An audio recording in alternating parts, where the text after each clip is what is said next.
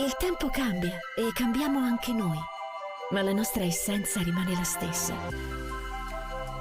Da 360 anni trasformiamo le idee in realtà, le parole in connessioni, le notizie in legami. Siamo Gruppo Editoriale Atesis. Avviciniamo le persone e portiamo alla luce ciò che conta davvero.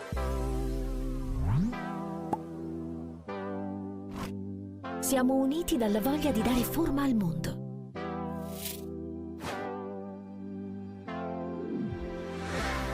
Informiamo, comunichiamo, raccontiamo. Catturiamo il presente per restituirlo in tempo reale. Perché ogni notizia arrivi a te, ovunque tu sia, nell'istante in cui accade. Creiamo esperienze che mettono in contatto progetti, persone, visioni. Trasformiamo i valori dei nostri partner in messaggi che lasciano il segno e li amplifichiamo in un ecosistema senza confini, dove ogni voce trova risonanza, online e offline. Raccontiamo storie di arte e di poesia, entrando nella tua vita con romanzi e saggi di ieri, di oggi, di domani, che arrivano dritto al cuore. L'energia delle idee, la forza della condivisione. Siamo Gruppo Editoriale Atesis.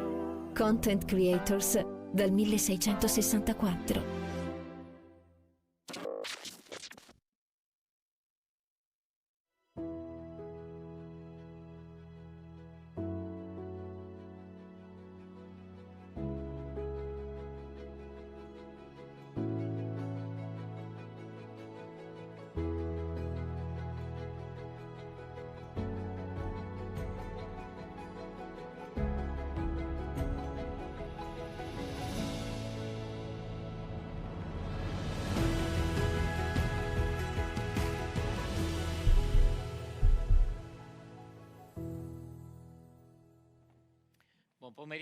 Buon pomeriggio e benvenuti o ben ritrovati per chi c'era anche ieri. È la seconda giornata degli Stati Generali della Terza Età, è la terza sessione. L'evento si concluderà stasera al Teatro Olimpico alle 20:30. Ospiti saranno lo scrittore e giornalista Beppe Severnini, il presidente della Commissione parlamentare agli affari sociali, l'onorevole Ugo Cappellacci, e il tenore Christian Ricci con la My Venice Orchestra, una formazione femminile. Anche quell'evento è ad ingresso gratuito. Benvenuti agli Stati Generali, evento voluto dall'Istituto Niccolò Rezzara, dall'Università degli Adulti e da URIPA, organizzato grazie alla collaborazione con Atesis, il giornale di Vicenza, e la Fondazione Comunica, e che si avvale dell'apporto, del patrocinio e del sostegno del Comune di Vicenza, di ANCI e della Regione Veneto. Per iniziare questo pomeriggio, che sarà particolarmente intenso, c'è un contributo video che ci arriva dal Vice Ministro Maria Teresa Bellucci, Vice Ministro al Lavoro e alle Politiche Sociali, con cui diamo l'avvio alla seconda giornata degli Stati Generali. Ascoltiamo. Buon pomeriggio a tutti, saluto tutti i presenti e ringrazio gli organizzatori di questa seconda edizione degli Stati Generali della Terza Età, l'Istituto Rezzara, URIPA e Fondazione Università Adulti e Anziani, che hanno reso possibile questa importante 2 giorni di confronto. E mi dispiace non poter essere con voi, ma a causa di sopraggiunti e non rinviabili impegni istituzionali mi è stato proprio impossibile. L'evento da voi promosso testimonia ancora una volta la grande attenzione e sensibilità verso le tematiche che riguardano la popolazione anziana, ed è un piacere poter dare il mio contributo a questa iniziativa che mira a promuovere il benessere e la dignità insieme alla qualità della vita della terza età in Italia. Come sapete, da anni la nostra nazione sta vivendo un cambiamento demografico profondo, una vera transizione demografica. L'Italia è la prima nazione in Europa per anziani, la seconda al mondo dopo il Giappone, e la composizione delle famiglie muta, la longevità e il numero di anziani crescono. Oggi sono oltre 14 milioni e 22.500 sono gli ultracentenari.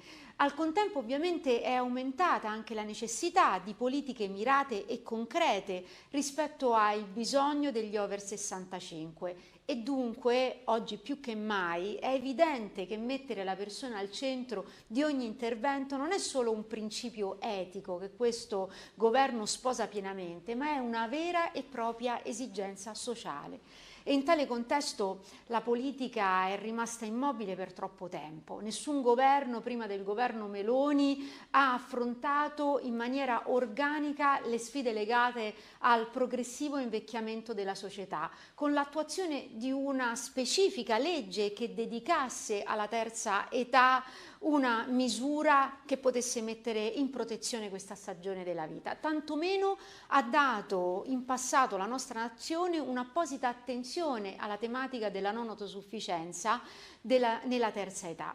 Abbiamo stanziato quindi oltre 1 miliardo di euro, ma siamo consapevoli della complessità di tale riforma.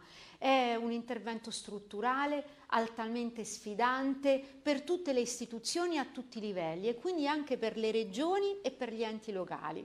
E per questo abbiamo istituito un organismo interministeriale apposito e inedito, il CIPA, il Comitato Interministeriale per le Politiche in favore della popolazione anziana, impegnato nella piena attuazione di questa riforma. Tale comitato, che ho l'onore di presiedere, in particolare è al lavoro su 2 piani strategici: l'approvazione del primo piano nazionale per l'invecchiamento attivo, l'inclusione sociale e la prevenzione delle fragilità nella popolazione anziana e poi il varo di uno specifico piano per la non autosufficienza dedicato alla terza età. L'obiettivo del nostro governo è semplificare l'accesso ai servizi sociosanitari dei nostri anziani, mettere in sicurezza la casa come luogo prioritario di vita e di cura fino a quando possibile, rafforzare l'assistenza domiciliare anche attraverso strumenti come la telemedicina, la teleassistenza e anche favorire interventi di prevenzione e miglioramento della qualità della vita attraverso attività come quelle sportive, attraverso il cosiddetto turismo lento e anche la relazione con gli animali d'affezione. Inoltre, attraverso strumenti innovativi come il senior co-housing e il co-housing intergenerazionale di cui stiamo completando le linee guida, puntiamo a favorire la socialità, la coesione intergenerazionale e a scongiurare l'isolamento così da ridurre il ricorso all'istituzionalizzazione, garantendo percorsi personalizzati, inclusivi e sostenibili. Perché vivere a lungo non basta, occorre vivere bene, valorizzando con norme e atti concreti l'importanza del contributo economico, sociale e culturale che la popolazione anziana, in quanto risorsa preziosa e protagonista attiva della vita della nazione, combattendo quella cultura dello scarto che Papa Francesco diceva essere il male di una società che non difende la vita in tutte le sue stagioni e anche forme. Questa è una battaglia di civiltà che richiede l'impegno di tutti, istituzioni a tutti i livelli, mondo associativo, professionisti e per questo sin dall'inizio il governo ha dato vita ad una costante attività di ascolto, ad un dialogo con tutte le categorie del settore, le parti sociali, per condividere la responsabilità di una riforma che solo insieme può essere attuata. Nel salutarvi quindi vi ringrazio per il vostro impegno e per gli sforzi profusi per realizzare questa significativa 2 giorni. Vi mando un sincero augurio di buon lavoro, certa che tale confronto sarà ricco di spunti e prospettive concrete e quindi a presto anche qui al Ministero del Lavoro e delle Politiche Sociali per vincere questa sfida insieme. Buona 2 giorni. Grazie all'onorevole Bellucci. Per la verità la riforma ha compiuto già 1 anno e passa. Ci piacerebbe che alla parola stanziati si affiancasse anche la parola abbiamo cominciato a spendere tutta questa somma enorme di cui ci ha parlato l'onorevole Bellucci.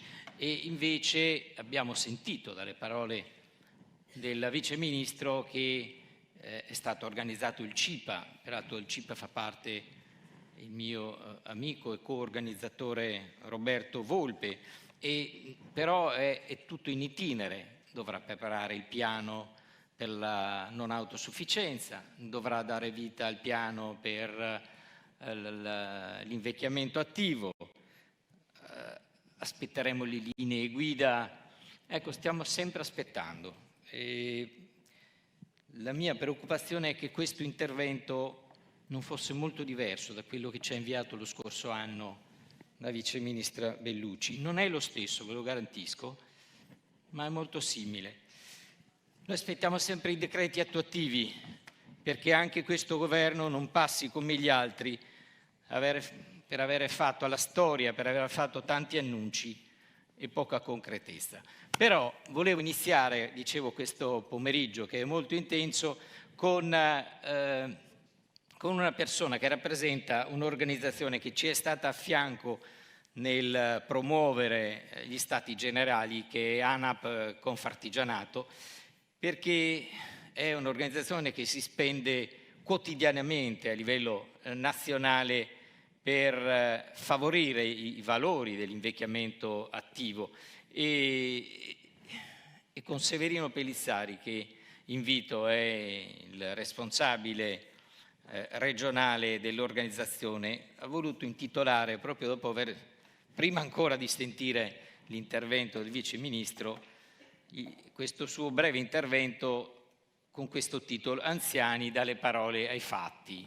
Perché di parole, visto che, Presidente Severino, lei non è più un under 30, voglio dire, è da un pezzo, di parole ne ha sentite tante, gli scenari sono noti, i numeri sono chiari, però...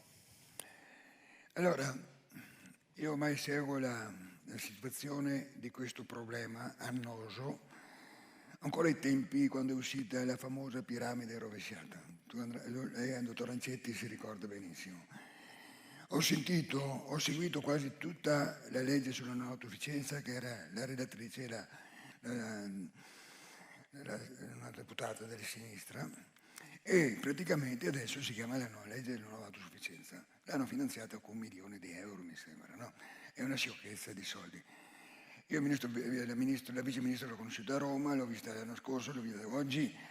Queste parole sono belle parole, però bisogna passare ai fatti. I fatti significano bisogna trovare i fondi, e i fondi non ci sono. Allora bisogna trovare delle formule moderne per recuperare dei soldi o dei finanziamenti o dei contributi che possano realizzare almeno per i prossimi 3, 4, 5 anni. Lei, dottor Ancetti, sa il mio pensiero: dobbiamo anche copiare dai migliori. In Europa c'è quella famosa legge storica che pagano una polizza assicurativa o un versamento di scopo, lo chiamano. Bisogna fare questo in tempi rapidi, perché questi bilanci non permettono di fare quello che dice il Ministro Bellucci.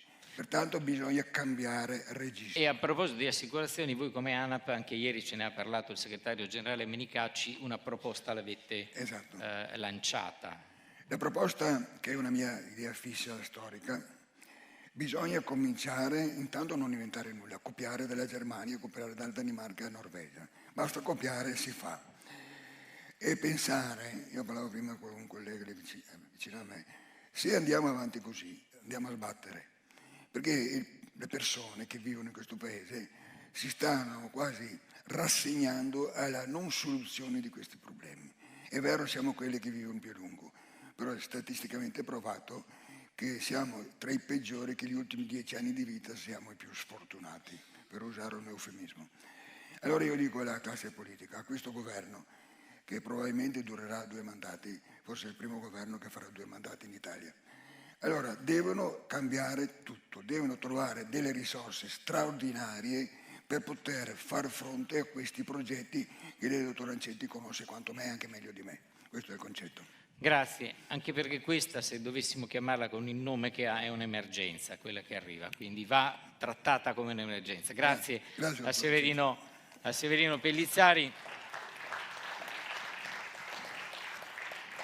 che peraltro si è già gettato in avanti e ha fatto anche le elezioni dei prossimi nel prossimo quinquennio.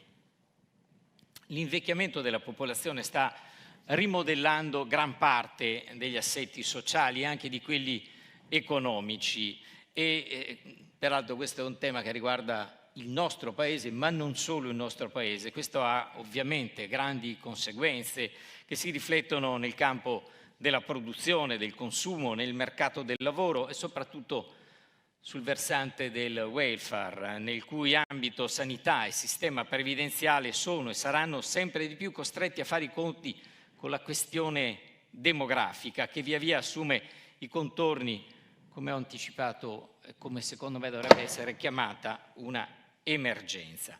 In totale nel 2024, anno in cui si riferiscono gli ultimi dati disponibili, sono stati meno di 370.000 le nascite. Nel nostro Paese, pensate, c'è stato un calo del 2,6% rispetto al 23.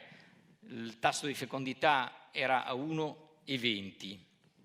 Dai dati provvisori che abbiamo relativamente al 2025, dati sono tra gennaio e luglio, le nascite sono in calo nella stima di 13.000 unità, pari al 6,3% in meno. Se dovessero essere confermati questi dati, il numero medio dei figli per donna raggiungerebbe nel 2025 il nuovo minimo storico, che sarebbe a 1,13 figli per donna. Ecco, con quale curva di invecchiamento dovremmo fare i conti? Con quale velocità questa curva guarderà verso l'alto? Ecco, ce ne parla, e lo ringrazio della disponibilità e della professionalità, noi ci conosciamo da un po' di tempo, Riccardo Dalla Torre, che è analista per la Fondazione Think Tank Nord-Est, a cui lascio il podio e la responsabilità di darci dei numeri, in particolare riferiti al Veneto, che ci faranno un quadro, non dico agghiacciante, ma comunque un quadro che un tuo collega, il professor Rosina, che era ospite lo scorso anno di questo evento, diceva che piano piano, e l'ha detto durante un'udienza davanti al Papa, di questo passo noi andiamo, il nostro Paese va verso l'estinzione. Che voglio dire, è un titoletto di quelli in cui noi giornalisti apriamo per 2 o 3 giorni. Insomma, buon lavoro Riccardo, grazie. Grazie dottor Ancetti per l'invito che ho accolto con entusiasmo, anche perché appunto l'attualità di questi temi è veramente importante e quotidiana. Oggi venendo qui stavo ascoltando la rassegna stampa, un po' podcast di rassegna stampa, e all'interno di questo podcast hanno citato 2 notizie sull'invecchiamento della popolazione. Il primo riguarda gli ultimi dati Istat usciti ieri sui centenari. Centenari in Italia sono più di 20.000, sono raddoppiati in solo 15 anni, ma un dato positivo tra questi è che il 90% di questi centenari vivono a casa con i propri figli, con i familiari. È un dato positivo, ma un dato che deve farci riflettere, perché non so per quanto tempo ancora possiamo sperare che il 90% dei centenari riescano a vivere a casa con i propri figli, perché il tema degli anziani soli, dei nuclei familiari più piccoli, è proprio uno dei temi centrali. L'altra notizia che stavo ascoltando è un po' una nota di colore, se vogliamo, ma che ci deve far riflettere.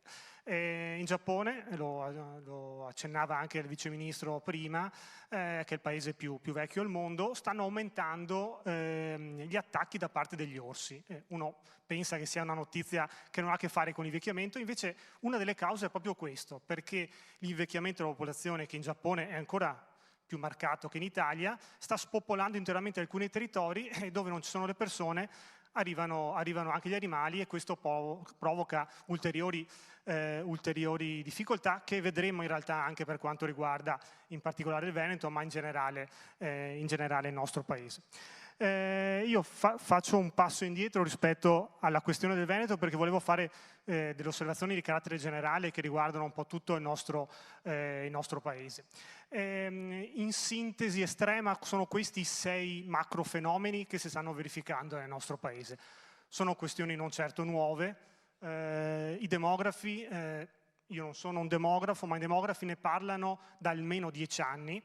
Sono stati ascoltati evidentemente poco, forse non hanno raggiunto la notorietà dei virologi durante la pandemia, però temo che fra qualche anno raggiungeranno lo stesso status. Ci hanno parlato di questi fenomeni, un massimo popolamento del nostro paese, della nostra regione ormai chiaramente alle spalle, il calo della popolazione in età lavorativa, che è una questione che ormai sperimentiamo tutti, imprese, imprenditori, uffici pubblici, l'invecchiamento della popolazione ovviamente lo conosciamo tutti, la diminuzione media delle dimensioni delle famiglie, che poi vediamo più nel dettaglio, il calo delle nascite, accennava anche il dottor Rancetti, ormai inevitabile, e però anche delle differenze a livello di territorio, nel senso che comunque non tutti i territori si comportano allo stesso modo, alcune realtà urbane stanno ancora rallentando dal punto di vista della diminuzione della popolazione. Diciamo che due sono gli elementi, gli indizi, insomma, che ci spiegano un po' quello che poi sono tutti i trend che conosciamo, ma che alcuni riprenderò. E ve li annuncio già in questa parte iniziale del mio intervento. Il primo è il calo delle nascite. Questo grafico rappresenta il numero medio di figli per donna dal dopoguerra ad oggi, dati accennati anche poco fa. Come vedete, c'è stato un forte picco, un aumento, il periodo cosiddetto del baby boom, che possiamo circoscrivere agli anni 60, e poi un calo vertiginoso fino a metà degli anni 90, l'arrivo delle prime popolazioni straniere, dei primi cittadini stranieri, ha fatto aumentare leggermente questo dato, e poi ha ripreso a scendere. 2024 dato più basso in assoluto, 1,18, 2025 le previsioni annunciano un ulteriore calo. E l'altro fenomeno che spiega tutte le questioni relative all'invecchiamento demografico si può vedere in questo grafico. Qui sono rappresentata la popolazione per classe d'età dal 2001 al 2051, quindi in 6 decenni successivi. Ho rappresentato nel quadro rosso la quota delle persone che possiamo circoscrivere, i nati durante il baby boom. Vedete che ovviamente si spostano ogni 10 anni nel grafico e rappresentano una quota molto importante della popolazione. Nel momento in cui si spostano, e quindi si spostano da una classe d'età all'altra, la riempiono. Questa classe si allarga. Nel 2001 erano i giovani ancora, 25-44 anni, poi cominciano a spostarsi, vanno verso le persone di mezza età, 45-64, e si allarga quella fascia. Tra un po' saranno a metà tra due fasce, verso i 70 anni, e poi mano a mano arriveranno agli over 80. Man mano che questo gruppo di persone si sposta, crea dei problemi, viene da dire, nel senso che non è un problema nel momento in cui sono in età lavorativa, anzi è un problema quando oggi cominciano a uscire, e sarà un problema domani, perché chiaramente sarà una popolazione che comunque aumenterà molto gli over 80. E di fatto quindi sono questi due fenomeni che condizionano un po' tutti quelli che sono i trend di oggi. Il calo delle nascite, lo spostamento tra una classe e l'altra di questa forte generazione nati negli anni 60, che poi incideranno su quelli che sono l'evoluzione della nostra popolazione. Rispetto al mio intervento do qualche contributo in più su quella che è la situazione del Veneto, nel senso che appunto le nostre analisi ci concentrano in particolare sul Veneto, ma sono dinamiche che riguardano un po' tutto il nostro paese. Mi soffermo su alcuni aspetti in particolare. La questione territoriale, che a mio avviso oggi è ancora sottovalutata. Questa mappa rappresenta comune per comune nella nostra regione il trend della popolazione residente negli ultimi 10 anni. In rosso i territori dove è calata, in verde dove è cresciuta. Vedete che chiaramente in alcuni territori, il Polesine, la Bassa Pianura, le Dolomiti, il trend demografico in calo è partito già da un pezzo. Sono i territori più periferici e sono anche i territori meno serviti dalle infrastrutture, dai servizi, e i comuni anche più piccoli. E infatti l'altro dato, anche questo secondo me da non svalutare, è quali sono i comuni dove la popolazione è diminuita di più. E vediamo che sono i più piccoli comuni, sia nella nostra regione ma che siamo in tutto il nostro paese. I comuni piccolissimi addirittura sono quelli che soffrono di più. e purtroppo sono lì che abita, dove abita la popolazione più anziana, e quindi questo è un tema veramente che dobbiamo tenere in considerazione. L'altra questione riguarda la questione familiare. Negli ultimi anni sono cresciute più il numero delle famiglie rispetto alla popolazione, e si è creato l'effetto che vedete in questa immagine. Qui sono rappresentati due fenomeni. Con la linea blu c'è il numero medio dei componenti per famiglia, sempre in Veneto, negli ultimi 50 anni. Invece in arancione la quota delle famiglie con un solo componente in Veneto negli ultimi 50 anni. Vedete questo duplice fenomeno. Da un lato la famiglia che si rimpicciolisce sempre più, una struttura media di quasi 4 componenti, la classica famiglia con 2 figli. Oggi la dimensione media è poco superiore alle 2 unità. E parallelamente, ovviamente, l'aumento delle famiglie con un solo componente, che oggi nella nostra regione, ma anche in Italia, sono più di un terzo.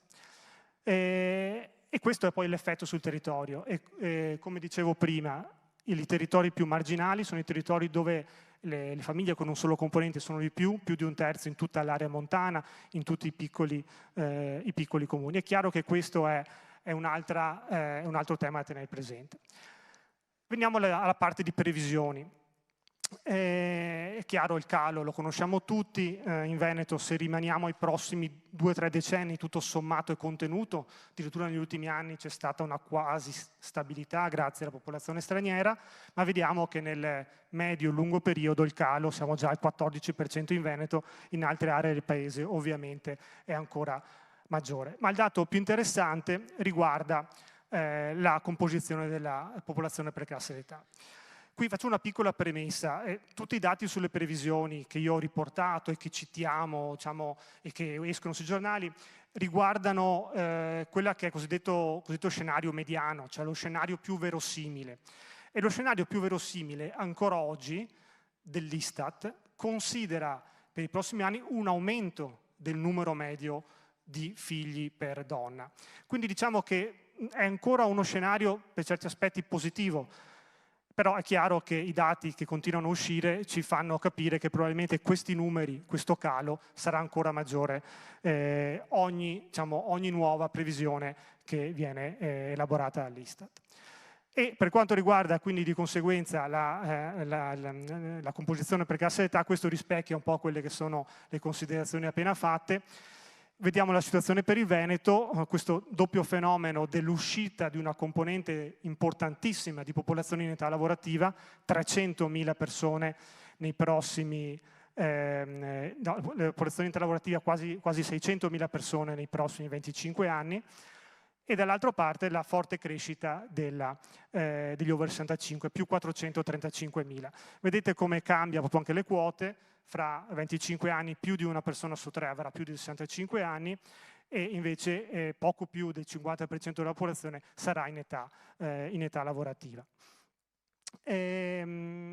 Ma chi saranno queste persone? Di che famiglie faranno parte? Di nuovo la famiglia composta da una sola persona sarà la prevalente, aumenterà in generale le persone sole del 18% in Veneto, ma tra queste le persone sole con più di 80 anni arriveranno quasi un raddoppio, più 75%. La cosa significativa è che fra 25 anni, se noi sommiamo le coppie con figli e i genitori soli con figli, saranno meno delle persone sole, e quindi chiaramente questo è un tema importante anche poi per quello che riguarda le politiche di welfare e la sostenibilità del sistema pensionistico. Qui volevo fare 2 accenni rispetto a tutte quelle che sono le questioni demografiche, che riguardano un po' anche le ripercussioni dal punto di vista delle politiche abitative, dal punto di vista del mondo del lavoro. In Veneto, ma sono questioni che riguardano tutto il Paese. Dal punto di vista del tema della casa, un tema che oggi riguarda un po' tutti, riguarda le coppie giovani che fanno fatica a trovare casa, riguarda le imprese, perché se gli imprenditori, se le imprese vogliono trovare candidati per i propri posti di lavoro che offrono, sempre di più hanno bisogno di offrire loro una casa. Cosa è successo in Veneto negli ultimi 10 anni? Si è continuato a costruire, più quasi 100.000 abitazioni, ma la popolazione è scesa di 50.000 abitanti. Perché si costruisce? Perché le case oggi non vanno bene così come sono e avrebbero bisogno di importanti lavori di ammodernamento. Poi ci sono chiaramente altre questioni legate anche a abitazioni che non sono più fruibili. Ma questo effetto chiaramente cosa porta? Più case, meno abitanti, aumentano le abitazioni vuote. I medi in Veneto sono oltre il 20%. Questa è la fotografia sul territorio che chiaramente rispecchia anche quello che è il fenomeno turistico, perché tra le abitazioni vuote ci sono anche le secondo case, le abitazioni turistiche, ma se noi togliamo quei dati, diciamo, abbiamo comunque numeri importanti, perché se non considerate la zona del litorale, la zona delle Dolomiti, la zona montana, tutto il resto, l'azzurrino, diciamo, nel Veneto centrale, di fatto è formato da case proprio non occupate, che non sono seconde case.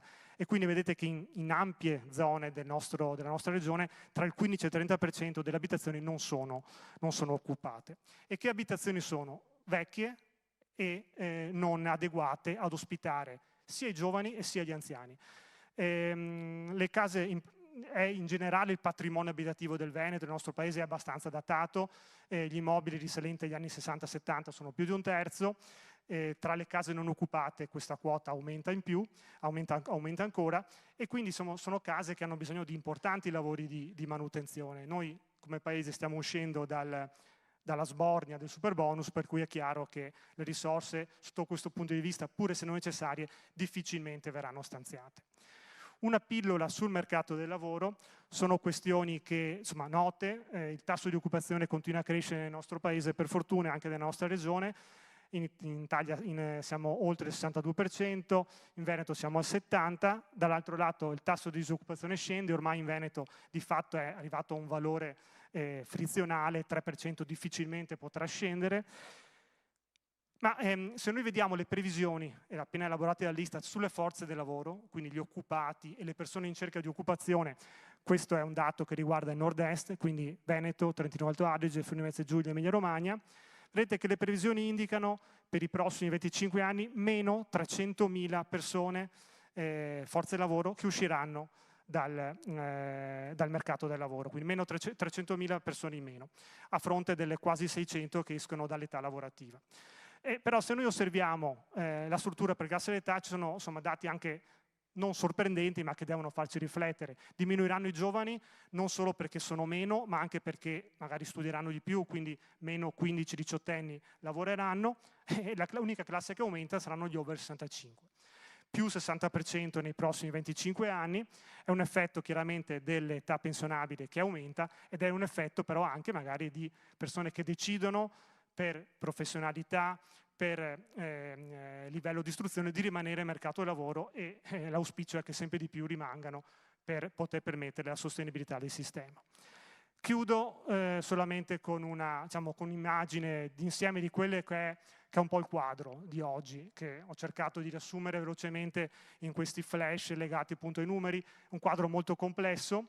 Ovviamente su tutte io non ne ho parlato perché non era l'oggetto della mia relazione, ma c'è la questione della domanda di salute, dei servizi agli anziani, ma poi c'è una questione territoriale ancora sottovalutata, le questioni relative alle politiche abitative, la questione anche relativa alla domanda di mobilità, che sembra secondaria ma che poi emerge quando purtroppo succede qualche tragedia che ci fa capire che forse qualche politica legata al trasporto pubblico per gli over 80 sarebbe importante.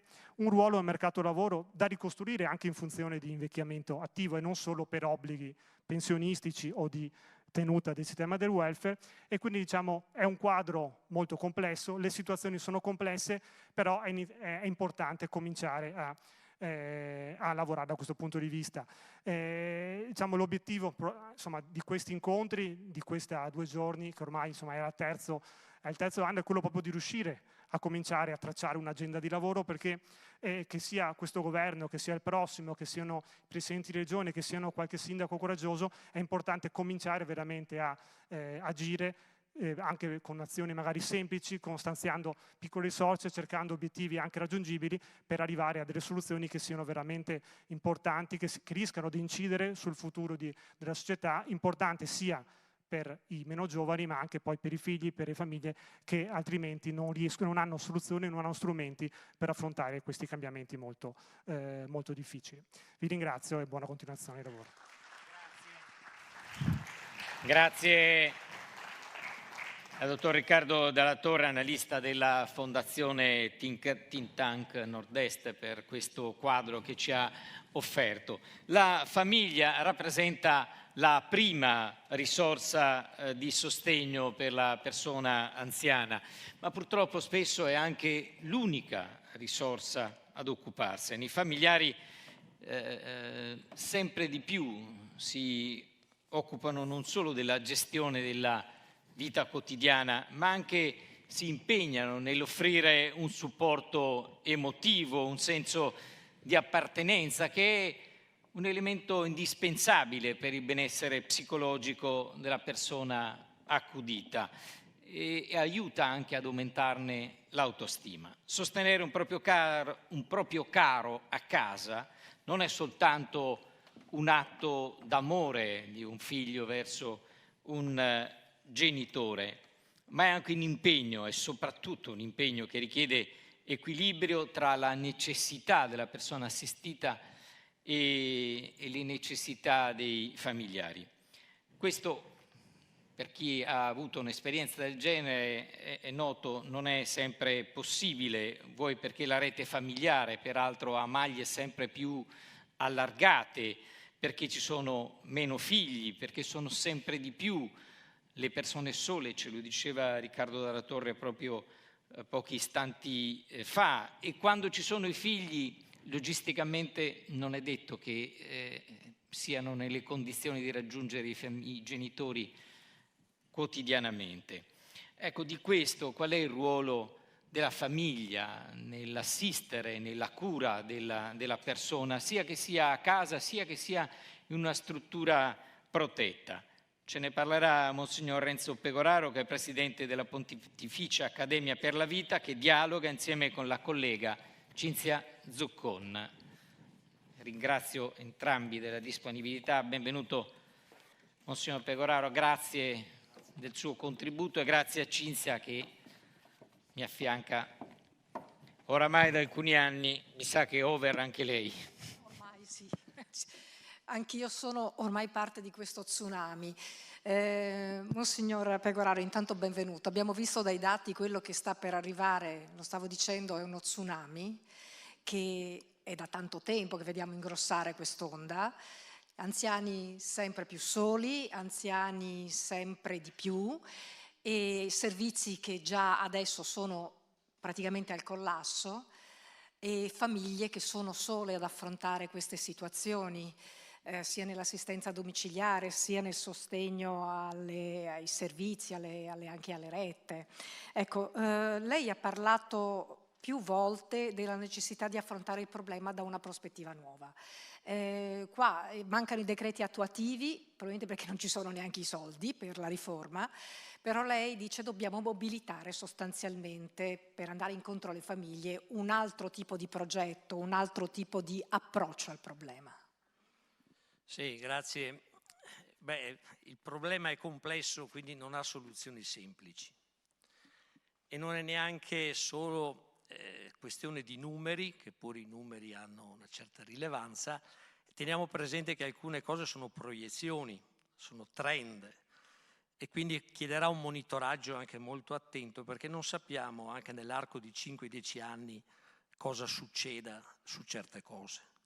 Arrivò la pandemia nel 2020, può arrivare qualcos'altro, speriamo di no, nei prossimi 5 anni. Seconda considerazione, effettivamente una questione così complessa, a mio parere, chiede delle risposte più flessibili e anzitutto un patto intergenerazionale e sociale più chiaro e più coinvolgente di tutte le realtà che compongono la nostra società. Per cui, ad esempio, risorse ce ne sono nel Paese. Le banche traboccano di soldi e non investono quasi niente in Italia, questo lo sapete, il 70% è investito all'estero. Allora si potrà attingere a delle risorse per poter smuovere alcuni servizi e alcune attività. Secondo, c'è sicuramente un impegno culturale, cioè che cosa vuole fare la nostra società per un dialogo e una maggior collaborazione tra le diverse classi e fasce sociali. Cioè i giovani che atteggiamento hanno verso gli anziani?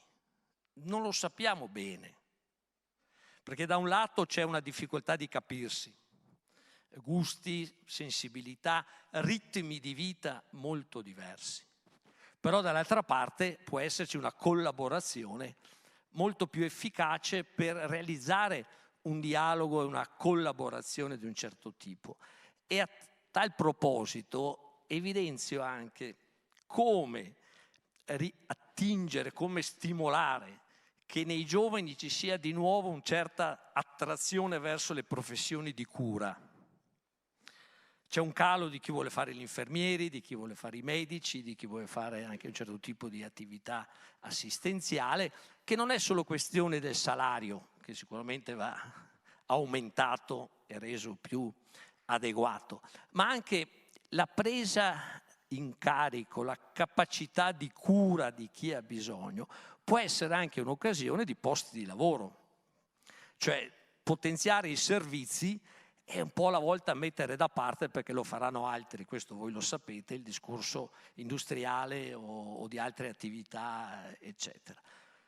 Tra l'altro bisognerebbe anche capire, scusi se è completo, l'impatto delle nuove tecnologie che tutti invocano ma nessuno si dà da fare per metterle in pratica, perché non è più ammissibile che con la tessera sanitaria riesci a fare un massimo 2 operazioni in farmacia, quando un anziano con la tessera sanitaria, come la carta di credito, doveva avere accesso a tutti i servizi, non solo il suo fascicolo sanitario, ma anche a tantissime altre prestazioni in tempo reale. Perché questo non succede? I mezzi tecnologici ci sono. L'intelligenza artificiale ormai la conoscete e tutti voi che usiate smartphone, app e cose del genere. Però tutto l'apparato, neanche dentro la stessa ASL, interagisce fra di loro. E non è ammissibile che un distretto abbia un accesso, non faccio il nome, 2 ore di telefono alla settimana per chiedere certe cose. Non è più tollerabile, con le tecnologie che ci sono, che tu non abbia accesso all'ufficio della ASL se non il giovedì dalle 12 alle 13 o alle 14. Quindi dobbiamo anche questo fare in modo che la tecnologia, anziché minaccia e creerà dei problemi per i posti di lavoro, questo è sicuro, ma possa essere utilizzata anche per potenziare i servizi, la comunicazione e anche creare nuovi posti di lavoro per tanti giovani che forse dovranno uscire da certi settori e come accompagnarli in altre attività professionali che danno, passatemi l'espressione, una certa soddisfazione, ma anche danno una copertura salariale profondamente adeguata. Ecco, il problema appunto sarà trovarli, perché le famiglie adesso sono già in grande difficoltà e non parliamo delle case di riposo. Parlavo ieri con Roberto Volpe di Uripa che mi diceva se arrivasse qui Bezos e ci dicesse costruiamo 100 case di riposo per dare apposto a quelle 10.000 persone che in Veneto sono in lista d'attesa, non sapremo, cioè dovremmo dirgli di no perché non abbiamo nessuno cui metterli dentro. Abbiamo risposto con tanti infermieri stranieri, lei dice facciamo leva su una popolazione italiana che magari perderà il lavoro anche per effetto della tecnologia, insomma per andare incontro alle famiglie e ai servizi necessari. Restando sul tema della famiglia, avvicinando persone che hanno un anziano in casa, un malato di Alzheimer, un malato di Parkinson, che aspettano un posto in una casa di riposo che non arriva o che non possono permettersi perché non hanno il sostegno economico adeguato. La sensazione di fatica, anche di rabbia delle volte, di impotenza è tanta. Che cosa si sente di dire a queste persone che vivono in questa condizione con gli anziani in casa? Sì, ha ragione. Ripeto, non è che abbiamo risposte secche e facili da attuare, però la famiglia va aiutata e sostenuta. e ovviamente è più facile quando l'anziano è autosufficiente, quando sta abbastanza bene, e quando è un nonno attivo per tante necessità, è ok. Quando aumentano i bisogni, perché la salute è ormai compromessa, perché ci sono forme di decadimento, c'è demenza, ci sono tante altre cose, come aiutare la famiglia a rispondere meglio a questa situazione? Da un lato con determinati servizi che non vanno più interpretati in maniera così rigida e standardizzata, perché chiedono una flessibilità di orari, di modalità, e tante volte abbiamo delle burocrazie che complicano l'attuazione di certe cose. Secondo, su quali altre forze attingere? Ho in mente il terzo settore e tante realtà che si sono sviluppate in questi anni per dare dei servizi alle persone. Ho in mente anche il volontariato, e c'è un volontariato spesso anche formato, sensibile, preparato. Cioè sono tutti aiuti preziosi, dalla competenza professionale, dal non profit comunque qualificato e dedicato, al volontariato, che possono aiutare la famiglia a mantenere il suo ruolo, che non è solo quello di un'assistenza, perché qui chiedono delle competenze. È anche vero che ci sono esperienze all'estero talvolta in cui il familiare, vabbè oggi si chiama caregiver perché dobbiamo usare gli americanismi, però va anche educato e preparato, perché certe forme di assistenza può farle benissimo il familiare. Cambiare una medicazione o fare un'iniezione, eccetera, lo può fare benissimo il familiare.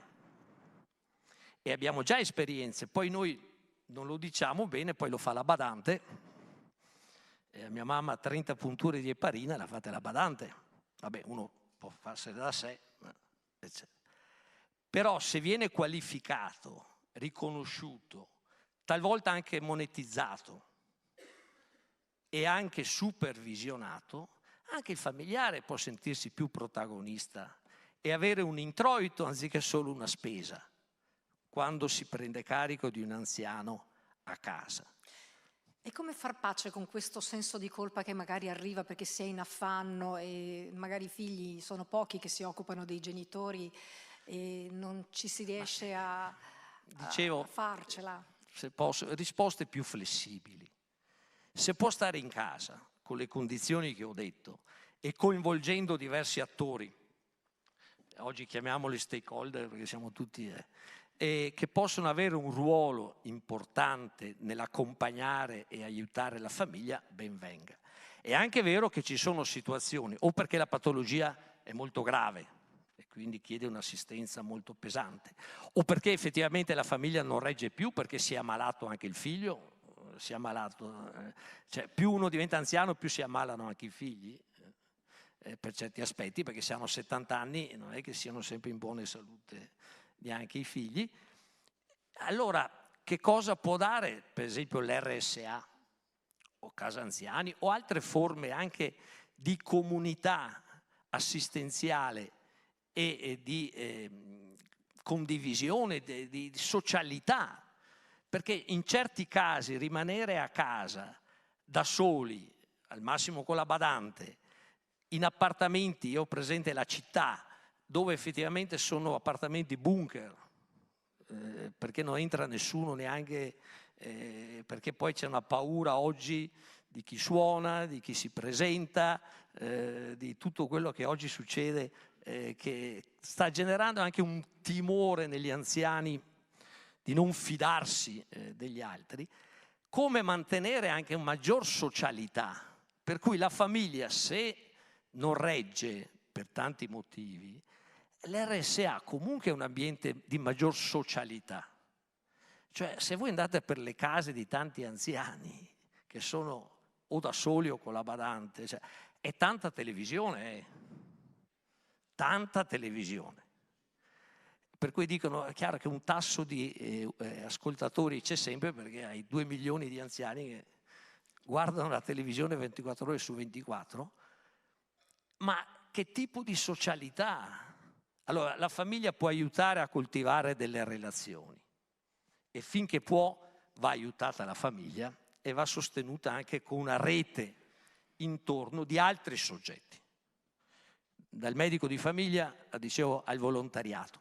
Però tante RSA, che non sono più le RSA di una volta, perché abbiamo sempre un po' il fantasma del passato, danno una garanzia di assistenza, ma anche di vita sociale molto più ricca. Ed RSA, e su questo mi preme insistere, aperte a un dialogo con la società. Cioè non sono isolate, ma sono in osmosi, sono in apertura costante col territorio. E anche qui abbiamo tanto da fare, per cui ragazzi e giovani vadano a visitare le RSA. Io avevo proposto anni fa in certe sedi che basta gita scolastica in quarta e quinta superiore. Oggi con Ryanair vanno dove vogliono senza problemi. Ma tu fai una settimana in RSA. Costa meno e impari di più che andare a fare i bagordi a Barcellona. Ci sarebbe da creare molta cultura su questo. Ma non ci vuole tanto a organizzarle.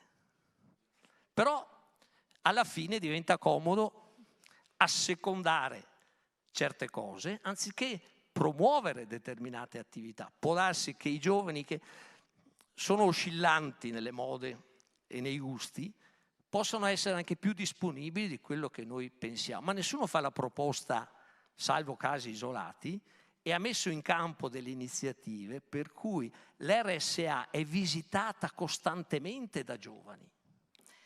Non una volta all'anno sotto Natale per portare i regali, che va bene. Monsignore, visto il suo ruolo dalla Pontificia Accademia per la Vita, un'ultima domanda, abbiamo pochi secondi ma è doverosa.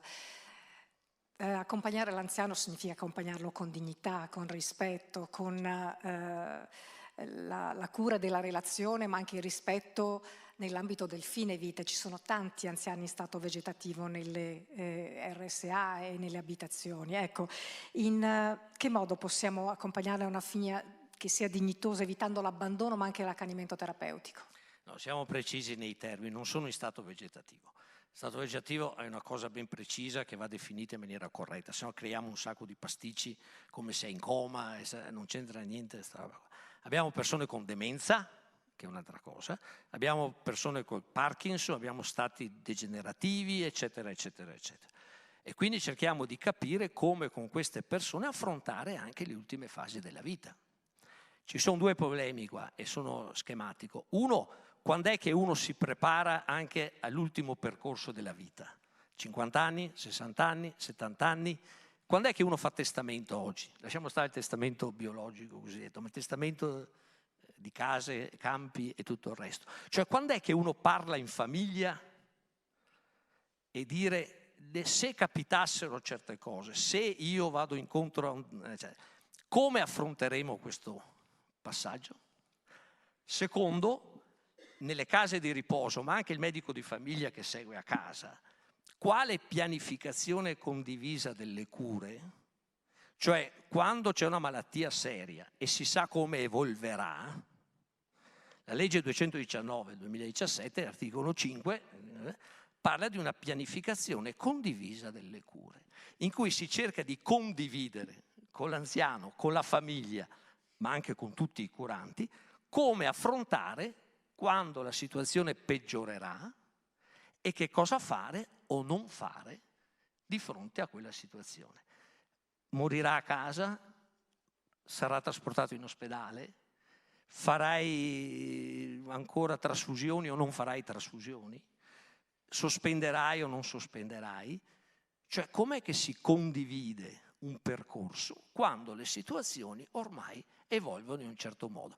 Questa è una sfida che si sta alimentando in maniera particolare anche nel Veneto, che diventi patrimonio di tutte le RSA, di come fare una reale, ben fatta pianificazione delle cure, specialmente alla fine della vita.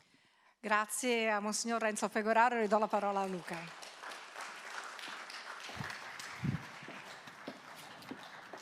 Grazie a Cinzia Zuccone, grazie a Monsignor Pegoraro per il contributo che ci ha portato, soprattutto per aver rilanciato l'idea della gita scolastica nelle RSA. Non so quanti istituti la prenderanno sul serio, ma mi pare una buona idea.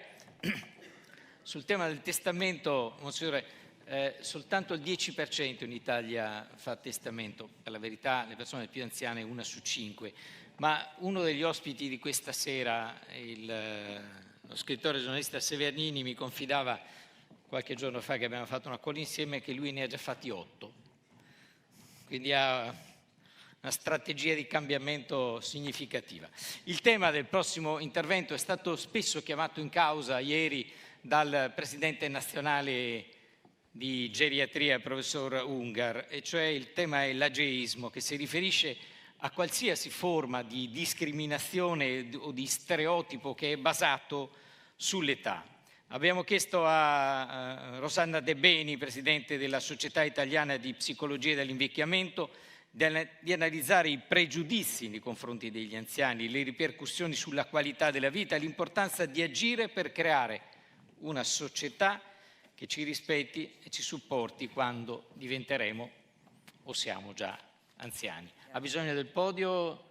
No. Mi difendo un po' perché lì mi sento un po' persa. No, non abbia, grazie alla disponibilità. Grazie a lei.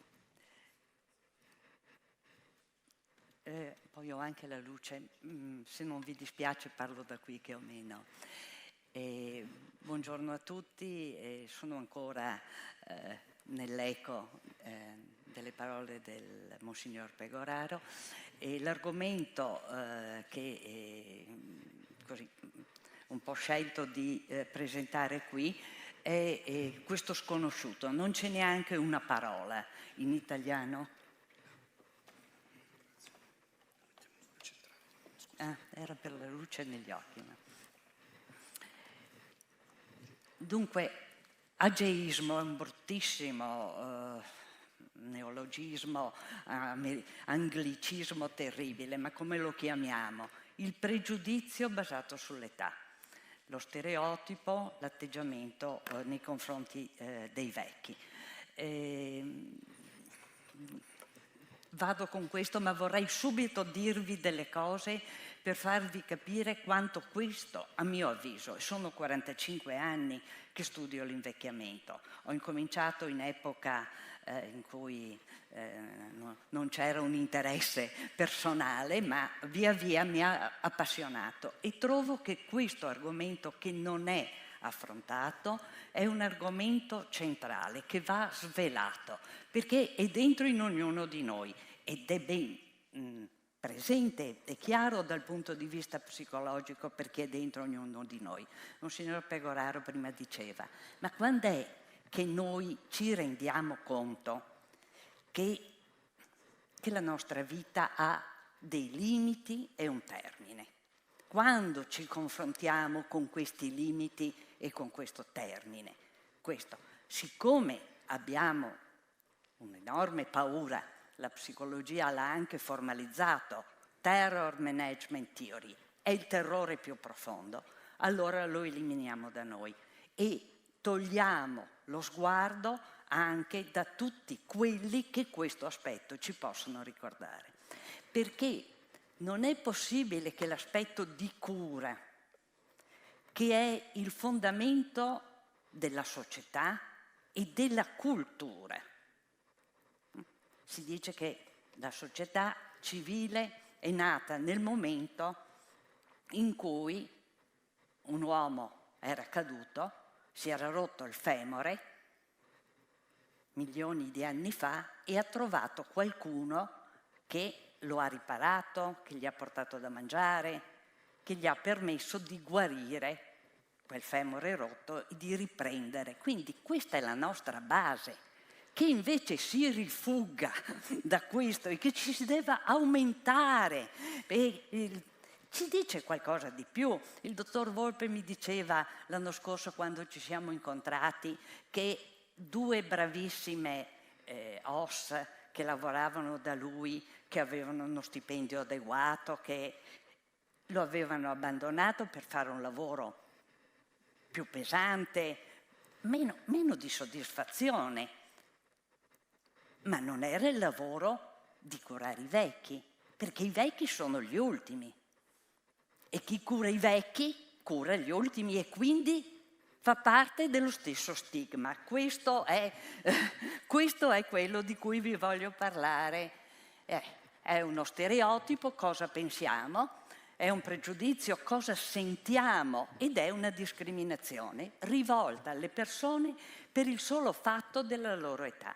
Allora, se possiamo in qualche modo capire che gli altri da noi non ci piacciono, che gli altri da noi abbiano cose diverse, la familiarità è una cosa importante, per cui hanno altri odori, mangiano altre cose, hanno altre religioni, hanno altri gusti, hanno altre inclinazioni e non ci piacciono, quella sull'età è veramente incredibile, perché tutti noi, se siamo fortunati, diventiamo vecchi.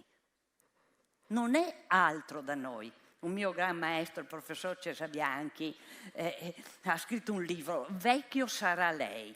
Vecchi sono sempre gli altri, anche quando ne parliamo. Questi vecchi, questo tsunami, questa è la grande rivoluzione demografica, grazie al professore che prima ci ha illustrato, ma perché deve essere una disgrazia? La longevità, la vita che ci viene data in più, è una risorsa, è un dono. Io sono ad esempio tanto lenta e avendo qualche anno in più spero di poter capire qualcosa di più, di poter smussare certe cose, di poter accoglierne altre. Perché deve essere la disgrazia del nostro? È la risorsa. Noi viviamo in un momento storico unico, non si è mai verificato. Allora è giusto che pensiamo che non sappiamo come fare con questo invecchiamento. Ma questo invecchiamento incomincia a diventare longevità ed è una risorsa meravigliosa. Questi boomer di cui io mi vanto di essere prototipo, siamo tanti, ma stiamo bene. Ma economicamente sosteniamo i nostri figli, i nostri nipoti. Li andiamo a prendere, vi faccio un esempio di famiglia. Mio marito si alza la mattina, va a prendere a casa dei figli, va a prendere i nipotini, li porta a scuola, poi va a fare lavori di cura stamattina è partito alle 6, ma si è alzato ben prima, è andato a Roma a tenere una conferenza, torna indietro stasera, gestiamo relazioni e abbiamo sugli 80 anni, tra poco, non ci manca tanto. Bene. L'incidenza dell'ageismo è a livello globale. Secondo questo Global Report recente, una persona su 2 nel mondo manifesta atteggiamenti discriminatori verso gli anziani. Quindi è inutile che diciamo gli altri, siamo noi che diventeremo vecchi e noi che abbiamo pregiudizi. Io che ho pregiudizi verso i vecchi, perché ho paura di quello che succederà. Meno di 1/3 dei paesi ha politiche attive anti-ageism e l'ageism è il pregiudizio contro i vecchi, la discriminazione dei vecchi è un ostacolo silenzioso all'invecchiamento sano e alla coesione sociale. Qui abbiamo il Global Report degli anni 21-31, problema globale con problemi profondi sulla salute, perché adesso lo vedremo, perché questo pregiudizio, l'atteggiamento che si ha agli altri si ha verso se stessi e quindi ci si ammala per questo pregiudizio, per come si è trattati e per come si introietta questa visione pessimistica e nera sull'economia e sulla coesione sociale. Prima di me Don Pegoraro ha detto l'importanza di un patto intergenerazionale. Se non c'è questo non andiamo da nessuna parte. Caratteristiche di questo pregiudizio, l'ampiezza della diffusione. Non è che ci raccontano una volta che eravamo più buoni, le famiglie patriarcali, allora lì i vecchi erano rispettati. No, era rispettato un vecchio, quello che teneva i cordoni della borsa. I vecchi sono sempre stati trattati. C'è un mito bellissimo, quello di Aurora e di Titone, ve lo racconterò un'altra volta, ma anche nei miti greci gli anziani, i vecchi, se diventavano fastidiosi, se chiedevano qualcosa erano considerati da chiudere. Aurora segrega Titone, chiude le varie porte, lo segrega in casa e poi, quando non ne può più, lo fa diventare una cicala perché non lo vuole più vedere. Tollerabilità sociale. Ecco, questo tipo di piaga sociale e personale è camuffata da benevolenza, da ironia, le battutine, l'atteggiamento nonnino caro, si dà del tu, l'ingegnere, l'avvocato, il giudice, ma tutti del tu, tutti manina sulla spalla, tutti buoni, bravi, finché fanno come voglio io. Questo è ancora più interessante. Intanto intersezione. Non solo i giovani verso i vecchi, ma anche i vecchi tra di loro. Vecchio sarà lei, gli altri. Vi potrei raccontare decine di dati di ricerca molto interessanti, secondo me, in cui i vecchi si deprezzano, dicono che faranno peggio, ma i coetanei loro peggio ancora, perché i coetanei, quelli sì che sono vecchi, mi no. E la cumulabilità, perché questo tipo di pregiudizio si somma, ad esempio a quello di genere. Quindi se sei vecchio, ma sei anche vecchia, è peggio. Se poi il tuo orientamento sessuale non è quello prevalente, è anche peggio. Se la tua religione è un'altra, è anche peggio. Se la tua etnia è un'altra, questi pregiudizi si sommano e il risultato, ad esempio, fa sì che non trovi lavoro, che non trovi casa, che la sanità risponde meno alle tue richieste. Ha dei costi molto forti nei sistemi sanitari, le diagnosi tardive, l'aderenza terapeutica, sul lavoro, la possibilità, perché bisogna andare in pensione a una certa età. Adesso spero che siate tutti quanti over, perché no? Ma se siamo capaci, se la nostra mente funziona ancora, se abbiamo le forze, perché dobbiamo sprecare delle risorse? Perché è un pregiudizio, perché si mettono in giro dei falsi, e gli economisti lo spiegano bene, che i posti di lavoro non sono parcheggi in cui esce uno e entra un altro. I posti di lavoro si creano. Guardate ad esempio la sanità, potremmo avere tantissimi medici che... Bene, allora ad esempio miliardi di dollari per questo problema, 63 milioni di dollari annui solo negli Stati Uniti per costi sanitari evitabili legati a stereotipi negativi interiorizzati. Quindi questo stereotipo riduce la coesione sociale e amplifica le disuguaglianze intergenerazionali. Cosa si pensa? Che i vecchi sono tutti uguali, improduttivi, lenti, smemorati, incapaci di imparare, malati, peso sociale, tristi, depressi, noiosi, brontoloni, ditemi ancora voi. La realtà scientifica è ben altra. Intanto la prima caratteristica è questa. I vecchi sono tutti diversi. I giovani potranno essere tutti simili, ma siccome già nasciamo tutti diversi alla nascita e poi abbiamo tutti esperienze diverse che viviamo con un apparato fisico e psichico già differente, la forchetta con gli anni si allarga e la popolazione anziana è sempre più diversa. Voi negli ottantenni potete trovare quelli che arrampicano in montagna, quelli che sono seduti a casa davanti al televisore, quelli che gestiscono i pronipoti, eccetera, eccetera. La differenza è massima. La variabilità è la caratteristica della vecchiaia, diventiamo ognuno di noi il prototipo di se stesso.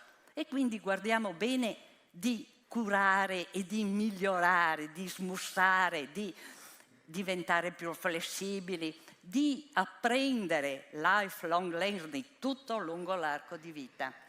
Ma torniamo invece agli altri aspetti. Le neuroscienze ci dicono chiaramente che la mente può restare attiva e lucida. Si chiama riserva cognitiva. Una mente affetta da demenza, non lo dico io, la copertina del Time, il NAN Study, uno studio citatissimo, un cervello ammalato di demenza e una mente che funziona ancora adeguatamente. Perché? Perché questo è l'unico vero tesoro che possiamo accumulare di disponibilità, di conoscenza, di flessibilità cognitiva. Su questo possiamo lavorare.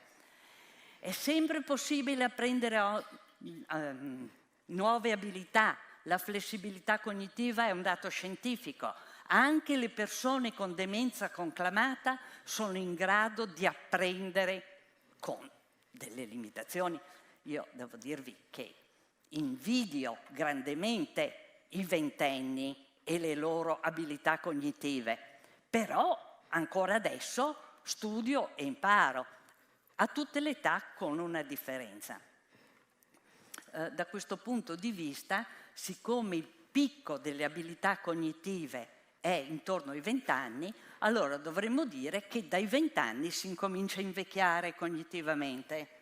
E vedete qui metto diversi tipi di età perché l'età cronologica è un numero. C'è un'età biologica, c'è un'età sociale quando andiamo in pensione, c'è un'età della funzionalità, c'è un'età diverse, quindi anche le etichette devono un po' cambiare. Come si manifesta? A livello istituzionale, a livello interpersonale, a livello interiorizzato.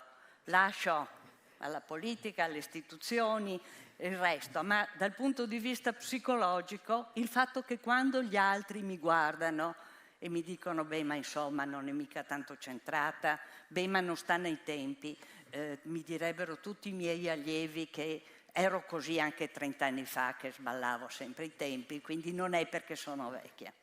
Vado velocissima solo, non vi dico, ma vi potrei elencare l'ageismo nella mente, l'ageismo nel lavoro, l'ageismo alla guida, l'ageismo sull'affettività, sulla sessualità, rispetto ai servizi sociali, nelle comunicazioni, il linguaggio dell'anziano e l'ageismo di genere. Per ognuno di questi c'è una ricchissima letteratura scientifica. Stereotipo introiettato: quando questo succede peggiora il mio livello di salute, il mio funzionamento cognitivo, mi confondo, mi deprimo, il mio benessere psicologico va a farsi benedire, depressione e ritiro sociale. Questi sono dati terribili. Qui vi mostro che se a livello mondiale l'ageismo è diffuso, in Europa, che è un paese di vecchi, come abbiamo sentito prima, è il primo stereotipo, più forte di tutti gli altri.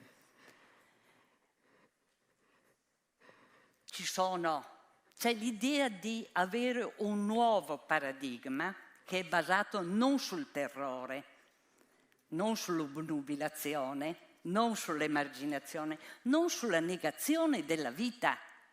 Non è che la vita è produrre la vita ha un significato diverso e la vecchiaia ce lo mostra. E solo chiudo facendovi vedere le nuove visioni dell'invecchiamento.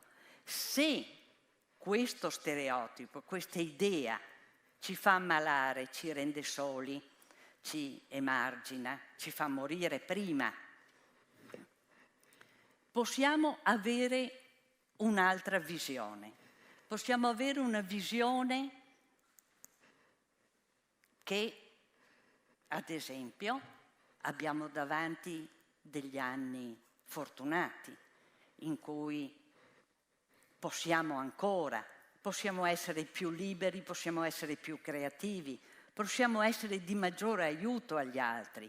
Ci può essere una maggior coesione sociale, la creatività, la generatività, tantissime cose ci presentano. Antonini, il fondatore della geriatria in Italia, mi aveva regalato a suo tempo un meraviglioso libro che si chiama L'età dei capolavori. Aveva raccolto tutte le opere d'arte di artisti molto molto anziani. Ecco, allora, dalle etichette, stigma, vecchio, la mano rugosa, il bastone, a una lettura invece che non è più centrata sul deficit, ma invece ha una prospettiva orientata alla crescita, l'arco di vita, in cui tutte le età sono degne di essere vissute e hanno i loro frutti. Un apprendimento lungo tutto l'arco di vita, dall'età come destino all'età come costruzione di senso, dall'individuo che diventa un soggetto attivo nella definizione del proprio invecchiamento. Grazie. Grazie mille, grazie alla professoressa De Beni. Come siamo messi in Italia circa le strutture residenziali per gli anziani? Se ci riferiamo alle case protette, alle RSA, non particolarmente bene. Si parla di 20 posti residenziali ogni 1000 persone over 65, un tasso che è molto basso rispetto ad esempio a Germania e Francia, e non facciamo il paragone con i paesi del nord. Sempre più frequentemente, guardando soprattutto all'autosufficienza, ma quell'autosufficienza con una diminuita capacità di autonomia, stanno emergendo modelli abitativi ibridi e significativamente innovativi, che cercano di scegliere non solo il dove abitare, ma anche il come vivere questa età. Ne parlerà la collega Cinzia Morgani insieme ad Anna Buzzacchi del Consiglio Nazionale degli Architetti e con Andrea Iacomoni, architetto e autore del libro Architetture per anziani. Bentornata Cinzia. Arrivano anche i tuoi ospiti? Sì. Bene. Serve anche il telecomando. Benvenuti, grazie, vi ascoltiamo. Benvenuta architetta, benvenuto architetto Iacomoni. Allora, invecchiare bene sarà una priorità, proprio perché abbiamo sentito la vita si allunga, ma anche perché l'anziano può essere concepito anche come una risorsa, mica solo come un problema. Ed è tanto più una risorsa in una città dove è possibile fare comunità, dove è possibile favorire le relazioni. Ecco, abbiamo una legge quadro sulla rigenerazione urbana di cui però l'Italia deve ancora dotarsi. Ma in che modo, architetta Buzzacchi, la città diventa più sostenibile e vivibile? Quali sono i criteri che dovrebbero rispondere a una progettazione in questo senso? Noi diciamo che come cultura della città rispetto ad altri paesi siamo un po' arretrati.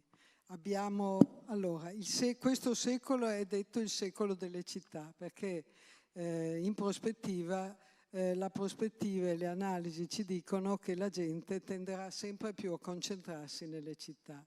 Noi come Italia abbiamo una realtà di città medio-piccole anche, nel Veneto poi abbiamo una realtà di territorio diffuso, ma il discorso non cambia.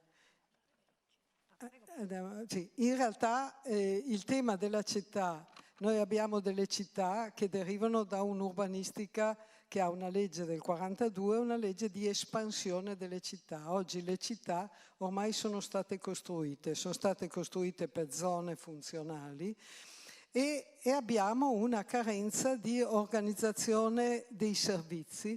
Abbiamo delle aree destinate ai servizi, delle aree destinate al lavoro, delle aree destinate all'abitazione, le aree centrali che sono andate spopolandosi. Quindi il modello che come Consiglio nazionale noi sul quale stiamo lavorando è la città di prossimità.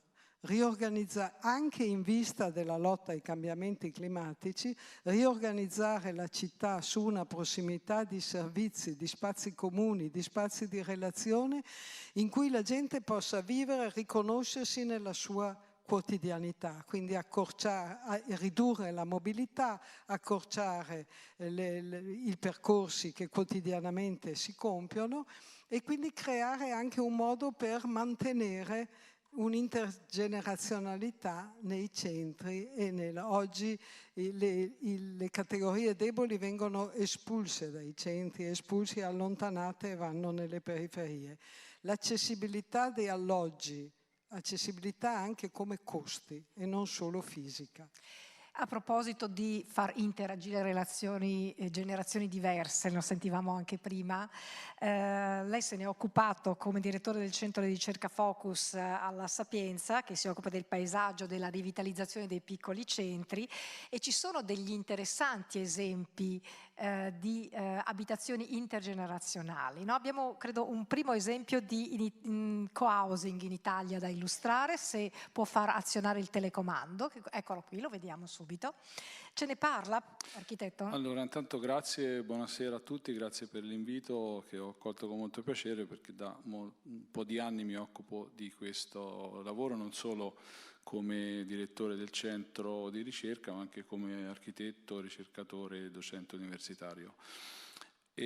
Ma intanto concordo sul fatto che è necessario rivedere alcune politiche anche abitative, urbane, abitative. Siamo ormai oltre la metà degli abitanti all'interno della città, quindi anche la condizione degli anziani sarà sempre più all'interno della città, e questo credo che sia un aspetto positivo, perché le strutture per anziani, ci sono vari modelli, in alcuni casi sono state anche isolate all'interno del territorio. Vediamo alcuni degli esempi che sono anche riportati all'interno del libro. Sono circa 300 esempi a livello europeo che sono stati studiati. In Italia, ritorniamo alla risposta alla sua domanda, ho avuto occasione di vedere anche esempi interessanti, anche in città più grandi, capoluoghi, rispetto non solo ai centri minori di cui ha parlato lei, Parma, Venezia, Genova ed altri. Ad esempio qui sono riportati alcuni esempi di piccole città di Arezzo, Loro sul Fenna, con co-housing interessante, sia nuovi edifici che ristrutturazioni di palazzi per dotare poi di nuovi alloggi pubblici gli anziani. Architetto Puzzacchi, tornerei da lei parlando del problema abitativo. Abbiamo sentito prima 20% di abitazioni vuote in Veneto, e c'è il piano casa in Italia. Mi pare che il governo si sia concentrato sulle giovani coppie, ma voi della CNAP avete già chiesto che si tenga appunto conto degli anziani. Che tipo di soluzioni proponete voi anche in considerazione di queste abitazioni vuote che ci sono, e che tipo di partenariato si potrebbe creare anche per favorire nuove formule abitative? Allora, è stato anticipato dal governo che è urgente provvedere a un piano casa. Piano casa che però ha stanziato 660 milioni, 220 per anno, a partire dal 27, 28 e 29. Quindi diciamo che non stiamo affrontando il tema del piano casa.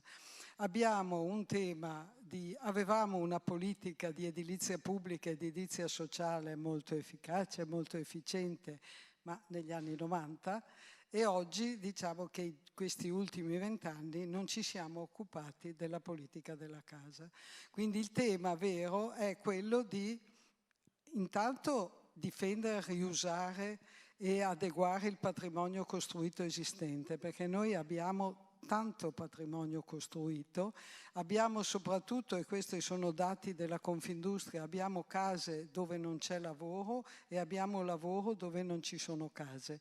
Sto schematizzando, però laddove c'è domanda di lavoro non abbiamo i finanziamenti, gli investimenti per adeguare l'edilizia e renderla economicamente accessibile.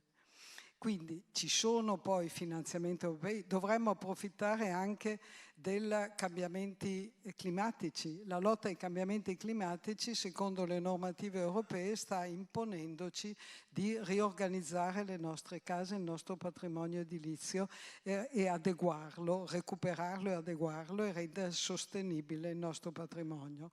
È un'ottima occasione per investire, creare dei fondi, utilizzare i fondi europei, creare delle forme di partenariato pubblico-privato e laddove si interviene riservare e creare delle agevolazioni fiscali o dei finanziamenti che possano sostenere anche delle quote però integrate di edilizia sociale. Quindi imporle in un certo senso, perché per come siamo messi... Decidere un modello che attraverso finanziamenti pubblici, ma il finanziamento pubblico deve fare da volano e usare anche il vantaggio che deve giustamente avere l'impresa privata, ma il partenariato pubblico-privato attraverso accordi pubblici, attraverso una politica urbana e una politica anche sostenibile rispetto agli interventi che dobbiamo fare nel nostro territorio,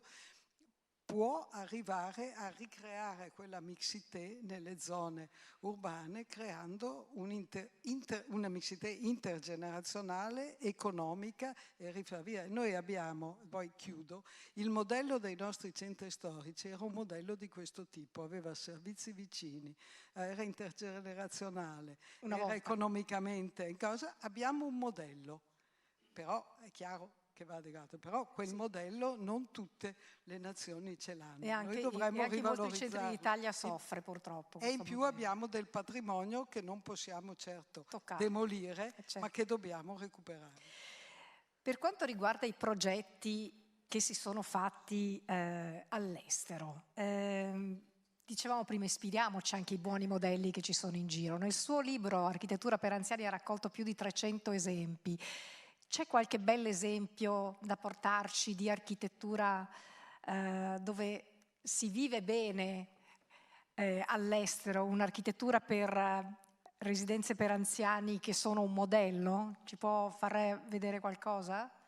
Vediamo se riusciamo ad andare avanti. Intanto se comincio a parlarne, eccolo qui. In primo luogo vorrei collegarmi all'aspetto che è stato descritto anche dalla collega sul tema del recupero, no? In primo luogo credo che la miglior residenzialità per gli anziani sia la propria abitazione, e questo lo sappiamo. Con l'evoluzione dei tempi però c'è una necessità anche di migliorare le proprie abitazioni, recuperarle. A volte c'è anche una problematica non solo economica ma anche altri tipi di aspetti. Sì, 8 su 10 tra l'altro sono proprietari della propria abitazione. In Italia poi abbiamo anche questo. E bisognerebbe anche parlare di, non abbiamo il tempo, ma anche di quel famoso modo di progettare design for all, che dove stanno bene gli anziani stanno bene tutti, no? Ecco.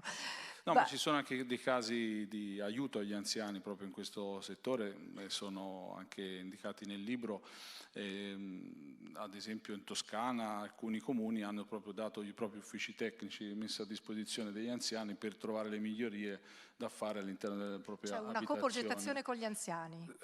Pubblica. Bellissimo. Pubblica, fatta con gli uffici tecnici del comune. Quindi una bella forma di partenariato al di là del finanziamento. Come architetti, diciamo, risolve anche il problema comunque economico nei confronti degli anziani. Altri aspetti che mi ha chiesto ne ho trovati in Europa ma anche in Italia molto, molto interessanti. Diciamo di che particolare dal punto di vista, come ci muoviamo in Europa, le tipologie sono varie, sono edifici a blocco, tipologie in cui ci sono spazi comuni, ci sono residenze e appartamenti privati per anziani con vari servizi. Possiamo vedere questo in Olanda, ma ne possiamo vedere anche molti altri. l'atteggiamento europeo è molto diverso. Ecco, l'atteggiamento europeo è molto diverso da nazione a nazione. È stato detto prima del Nord Europa, l'esempio della Germania o della Francia e anche quello dell'Italia sono chiaramente molto diversi. In alcuni casi si tende anche a creare alloggi con una grande qualità architettonica, una grande qualità anche funzionale, grandi servizi come vedete in questa foto all'interno, ma all'interno di un bellissimo paesaggio, ma con meno caratteristiche rispetto a quelle che dicevamo anche prima, con una minor mixité, un minor rapporto anche con la città. Tornando alla prima domanda, io mi ritrovo di più ad un riuso o comunque un inserimento anche di nuove architetture all'interno della città, dove si può creare quella mixité che era una caratteristica, come già detto. Questi sono esempi di residenze per anziani autosufficienti. Sì. Abbiamo anche esempi di RSA, mi pare. Ecco, questa che RSA è? Sì, questa è un RSA in Toscana, che anche in questo caso gli esempi che vedete, lo studio è stato fatto sotto vari punti, studiando vari aspetti, quello funzionale, quello tipologico, quello del servizio, quello della socialità, quello della cura, ma anche quello delle architetture. Difatti il libro ha come titolo Architetture per anziani. È un settore molto importante in cui dobbiamo mettere anche e ritrovare una qualità dell'architettura, non solo una qualità chiaramente estetica, ma anche una qualità architettonica e tipologica. Sul tema dell'RSA ne possiamo parlare molto, sono molto variate. Questo libro è uscito ormai un po' di anni fa, più di 10 anni fa, e sarebbe anche interessante rinnovarlo perché, come è stato detto anche prima da Monsignore, sono state molte evoluzioni sul tema dell'RSA. In che modo queste strutture si distinguono per favorire per esempio le relazioni? Perché sono innovative? Ma sono innovative se parliamo dell'RSA, ma se parliamo anche dell'RA o di altre residenze, sono innovative perché non sono più solamente dei luoghi di cura, ma sono dei luoghi in cui viene riportata la socializzazione, non solo per l'autosufficiente ma anche per il non autosufficiente. È importante inserire all'interno di questi luoghi spazi di comunità, spazi che accolgono vari servizi. Abbiamo degli esempi qui anche nel Vicentino di case per anziani con asili vicini, per esempio, non so, anche questo è un bel modello. Sì, ma possono contenere anche all'interno dei servizi. Ci sono degli esempi riportati nel libro di strutture che hanno dei laboratori all'interno. Gli anziani possono continuare all'interno della struttura a fare il proprio lavoro come hobby e vendendo poi anche i prodotti artigianali all'esterno, oppure donandoli, oppure anche servizi di altro tipo, sportivi o anche pet therapy o altri. Bene, abbiamo praticamente esaurito il nostro tempo a disposizione. Ringrazio l'architetta Buzzacchi e l'architetto Iacomoni per il loro contributo per la nuova architettura per anziani, che sarà sicuramente un tema centrale dei prossimi anni. Grazie a voi.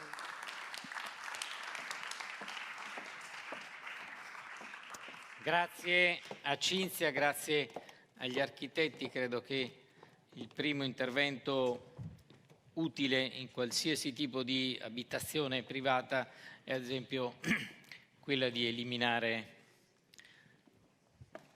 3 scalini, che come mi ricorda chi ha qualche problema di deambulazione ma è per il resto in totale autonomia, quei 3 scalini diventano una sorta di gabbia, l'appartamento dove si abita magari soltanto al primo o al secondo piano diventa una cella. Uno degli obiettivi degli Stati Generali, lo abbiamo anticipato anche ieri, è quello di cercare di cancellare il sostantivo problema quando appunto ci si riferisce alla terza età e magari sostituirlo con risorsa. Lo abbiamo detto più volte in queste 3 sessioni dei lavori. In primis una risorsa sociale, oltre che affettiva e di esperienza. Ed è intorno a questo concetto che si sviluppa l'intervento di Anna Maria Foresi, che è la segretaria nazionale di FNP CISL, che dovrebbe essere collegata con noi, purtroppo per lei è trattenuta credo a casa a Roma da un attacco influenzale, ma voleva essere comunque presente ai lavori, l'intervento di Anna Maria Foresi, segretaria nazionale FNP CISL.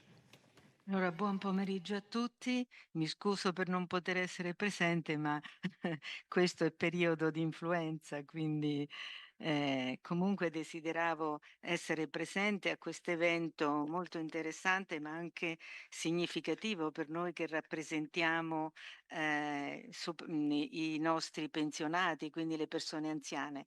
E vorrei partire da una frase di Hillman nel suo testo La forza del carattere, che dedica proprio all'età anziana. Così come il carattere guida l'invecchiamento disvela il carattere. Quindi l'autore nel processo dell'invecchiamento ci indica che la forza del carattere è stabilita dalla misura in cui ci si lascia coinvolgere negli eventi dell'invecchiare con coraggio, con passione, con quella curiosità che è caratteristica dei giovani, ma che fa parte anche dei noi, degli anziani, così come abbiamo ascoltato anche dalla dottoressa precedente. E altrettanto concretamente ci invita anche a ragionare sulla insostenibilità di un modello sociale in cui l'età anziana è vista come silenziosa, come sbilanciata, come marginale, quindi con un ruolo di marginalità rispetto al sociale. E Bauman in un testo di pochi anni dopo, evidenzia una forte preoccupazione sulla mancanza di coerenza e soprattutto sulla pericolosità di uno scenario in cui sia dissolta quella che lui chiama agorà. Quindi quello spazio dove si condivide, si completano pensieri, si completano azioni, in cui ogni età rappresenta se stessa e dà un contributo assolutamente insostituibile. Quindi alla persona anziana va restituito il suo posto nell'agorà. Con il ritorno a questo spazio possiamo creare quelle reti comunitarie che riescono a recuperare valore, autorevolezza e poter far sì che quei concetti che costituiscono i fondamenti della società come bene pubblico, società giusta, valori condivisi, possano essere recuperati nella loro sostanza e nel loro valore. Quindi per ripristinare uno scenario di questo tipo, di sostenibilità autentica, di relazioni, prima di ogni cosa c'è bisogno di un cambiamento culturale. E di fronte alle sfide della transizione demografica di cui avete parlato precedentemente nella giornata di ieri, a poco servono le raccomandazioni delle organizzazioni internazionali, dei governi o gli strumenti legislativi che possono essere più o meno articolati se continuerà a prevalere una cultura della inattività, del costo sociale e del costo economico della età anziana.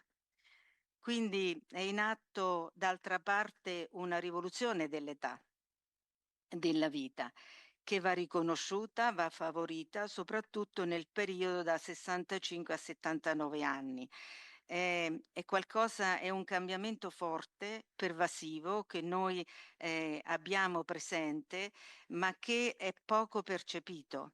È un cambiamento che forse non viene capito per il fatto che l'invecchiamento non è sempre lineare.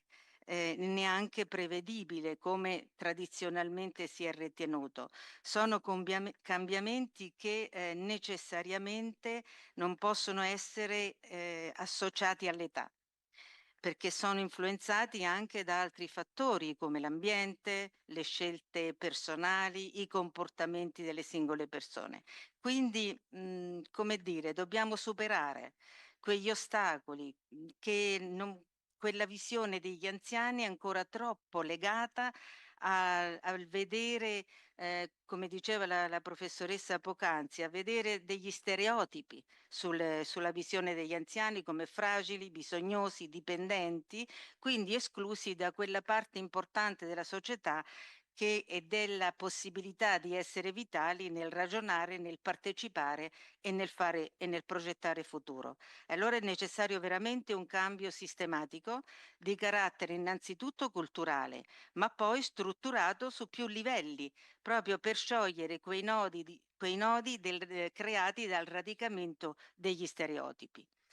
Ma un altro elemento fondamentale per poter arrivare ad un cambiamento è ragionare sicuramente, l'abbiamo già sentito, sull'intergenerazionalità. Gli anziani possono essere protagonisti di un'innovazione sociale importante.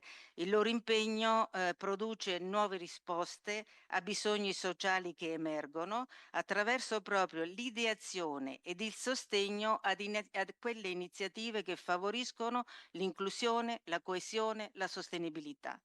Quindi pensiamo a tutti quei progetti intergenerazionali, anziani che collaborano con i giovani in attività educative, nelle attività ambientali, in quelle digitali. È in questi spazi che si creano quelle forme nuove di apprendimento reciproco dove l'esperienza dell'anziano incontra la creatività. Allora questa è innovazione sociale, perché modifica il modo stesso di intendere la comunità, una comunità non più segmentata per età, ma costruita sulla collaborazione, sullo scambio di risorse sia umane che culturali. Allora anziani non solo come destinatari di politiche, ma come co-creatori di soluzioni innovative. Un'innovazione che naturalmente non è solo sociale, ma è anche valoriale. Ogni generazione infatti costituisce anche un valore aggiunto che va poi a ricadere sulla generazione successiva. Soprattutto in un contesto, quello in cui viviamo, dove la velocità, l'immediatezza sono elementi che determinano una destrutturazione sociale, e quindi l'anziano che può ricordare l'importanza del tempo, della riflessione, del dialogo, di dare valore alla resilienza, alla capacità di affrontare le situazioni di difficoltà, diventa un elemento straordinario di forza sociale. Quindi favorire una società intergenerazionale significa superare la logica dell'esclusione, ma soprattutto significa superare quello che chiamiamo il prima o dopo di me. Per questo servono politiche sociali che promuovano lo scambio, quindi le scuole aperte agli anziani, l'università della terza età, progetti di volontariato misto, il co-housing che abbiamo ascoltato poc'anzi, spazi pubblici pensati per tutte le età. E quindi in questi contesti allora l'età senior non è più un limite, ma diventa una risorsa attiva che contribuisce al benessere collettivo. Una società intergenerazionale sicuramente potrà essere una società più giusta, più umana e capace di dare valore a tutte le fasi della vita, a ciascuna delle fasi della vita. E questo rappresenta un concetto che prima lo affrontiamo, prima ci ragioniamo e meglio sicuramente si invecchia, con un'attenzione però particolare ai futuri anziani. E su questo noi abbiamo, come dire, una proposta, un'idea come sindacato, quella di prevedere delle norme specifiche nei contratti di lavoro che riescano a favorire l'invecchiamento attivo e la promozione della salute a partire dai 55 anni, perché questa è l'età e la fascia particolare che costituisce il futuro benessere delle persone. È lì che devono concentrarsi le politiche di screening, la formazione, la flessibilità, il supporto, perché lavorare in salute con dignità e prospettiva è il primo passo per invecchiare bene, e quindi serviranno percorsi di salute personalizzate, campagne di screening, diagnosi precoce e anche un'assistenza territoriale, diciamo, di prossimità. E questo per noi rappresenta una possibilità d'azione proprio a livello sindacale da introdurre, come dicevo, nei contratti di lavoro. È un pensiero che stiamo costruendo e sul quale intendiamo lavorare. Quindi questa consapevolezza chiaramente porta ovviamente ad una solidarietà forte tra generazioni, come anche ad una collaborazione tra le generazioni. E allora, man mano che riuscirà a svolgersi questa sensibilizzazione culturale su questi temi, allora sarà sempre più semplice, più facile, più agevole accordarsi a tutti i livelli politici in maniera di essere coerenti con l'idea di un invecchiamento attivo utile, efficace e attivo. Allora la sfida del nostro tempo consiste proprio nel trasformare il paradigma della longevità. Quindi non un problema da gestire, ma un'occasione di crescita sia individuale che collettiva. E questa è una responsabilità che ha molte diramazioni, che richiede un equilibrio tra diritti e doveri sia collettivi che individuali. Il principio di fondo è che l'invecchiamento non è un costo, ma è un investimento. Ma è un investimento sociale da promuovere, da portare avanti, dove ci deve trovare tutti uniti per raggiungere l'obiettivo comune. Allora la longevità è vista come responsabilità, come segno di sviluppo, di giustizia sociale e quindi di rispetto della persona, e questo ci richiama all'assunzione di responsabilità sia collettiva che individuale e condivisa. È chiaro che comunque il vivere a lungo implica anche delle situazioni complicate, no? Tipo insomma, le malattie croniche, la solitudine, la disabilità, sono rischi che presenti e che possono determinare anche periodi di sofferenza, periodi di isolamento. Ma chiaramente, anche se diciamo questa espressione è abbastanza abusata, ma anche molto efficace, possiamo dire che non basta aggiungere anni alla vita, bisogna aggiungere vita agli anni. E se è vero che chiaramente l'aumento della popolazione anziana porta maggiore pressione sia sul sistema sanitario che pensionistico, ma è vero anche che per poter realizzare un'idea di invecchiamento attivo su questo, diciamo, su questo filo conduttore servono risorse, servono cure, serve l'assistenza, serve garantire un reddito dignitoso e che per chi soprattutto non lavora più e quindi si trova nella situazione di essere un pensionato. Quindi la società dovrà adattarsi, se si adatta, diciamo, all'idea di un invecchiamento di questo tipo, è ovvio che le disuguaglianze possono diminuire e si possono avere meno squilibri tra generazioni. Se andiamo ai dati, oggi possiamo dire, li leggiamo proprio, che il 24% della popolazione è over 65 e detiene il 30% della ricchezza nazionale. Questa è una rete silenziosa ma vitale che ogni giorno tiene insieme tutte le famiglie italiane. Sostiene i figli, sostiene i nipoti, garantisce l'equilibrio sociale. Secondo il Censis, il solo valore economico di questa cura informale supera i 30 miliardi. È più di una manovra finanziaria. E se guardiamo ai consumi, la popolazione senior genera oltre il 20% del PIL. Quindi questo è un tema che incrocia quello dell'impegno degli anziani italiani in famiglia. L'Istat evidenzia appunto come per le famiglie con meno di un titolare di pensione i trasferimenti pensionistici rappresentano in media il 64% del reddito familiare, quello netto disponibile, e per 7 milioni di famiglie i trasferimenti costituiscono più di 3/4 del reddito familiare. In altre parole, l'età senior ha un ruolo di quota di stabilità all'interno della struttura familiare. Questo è un elemento forte. Ci indica che l'anziano è una risorsa per sé, ma è una risorsa per la famiglia, è una risorsa per la società e specialmente ovviamente in quei contesti dove la vulnerabilità è più pressante.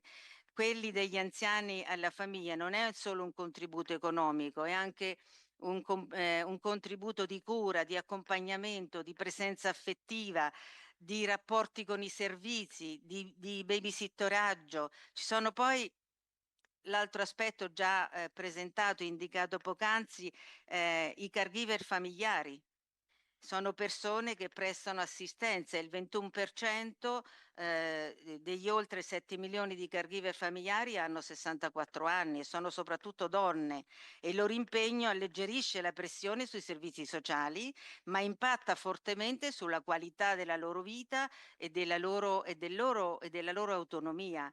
Quindi rappresentano veramente il welfare, il fulcro del welfare. Ma l'attenzione data a loro è veramente scarsa, è insufficiente ed è inadeguata. Dunque la domanda è: chi sostiene chi? Gli anziani sostengono ancora il Paese.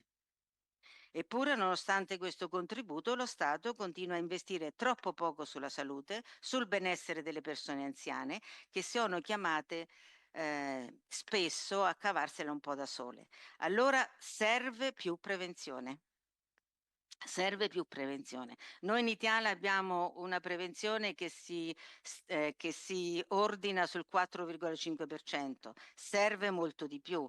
Chiaramente questo non è sostenibile. Se valgono tutti i discorsi che ci siamo fatti, è evidente che bisogna puntare in maniera forte e decisa nei termini della prevenzione. E quindi noi lo diciamo chiaramente: serve un cambio di rotta, serve un cambio di passo sulle politiche pubbliche, servono investimenti strutturali in tema di prevenzione, di salute e di assistenza, serve soprattutto una governance unitaria tra sanità, welfare e politiche sociali. Questo è un ambito su cui bisogna lavorare, perché sono tre aspetti che si incrociano, si integrano, e quindi è su questo che dobbiamo lavorare.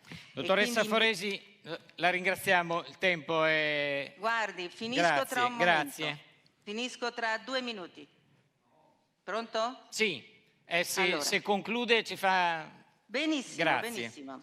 Allora, quindi naturalmente serve allora che cosa? Una prevenzione forte che arrivi almeno al 9%, e serve la stabilizzazione dei fondi per ridurre la dipendenza dai finanziamenti emergenti, serve una sanità di prossimità, quindi il portare avanti tanto il DM77 quanto la legge 33 per la non autosufficienza, e quindi rafforzare quella rete di assistenza e di rafforzamento della domiciliarità, che sono elementi importanti per far sì che si possa arrivare a una vita anziana con una maggiore sicurezza per la persona, ma anche di assistenza e di valore sociale. La ringrazio, grazie ad Anna Maria Foresi, segretaria nazionale FNP-CIS. Voltiamo pagina e apriamo un quadro particolarmente importante: la carenza di personale. In Italia mancano circa 65.000 infermieri per garantire i livelli essenziali di assistenza. Per raggiungere gli standard europei il deficit salirebbe a 175.000.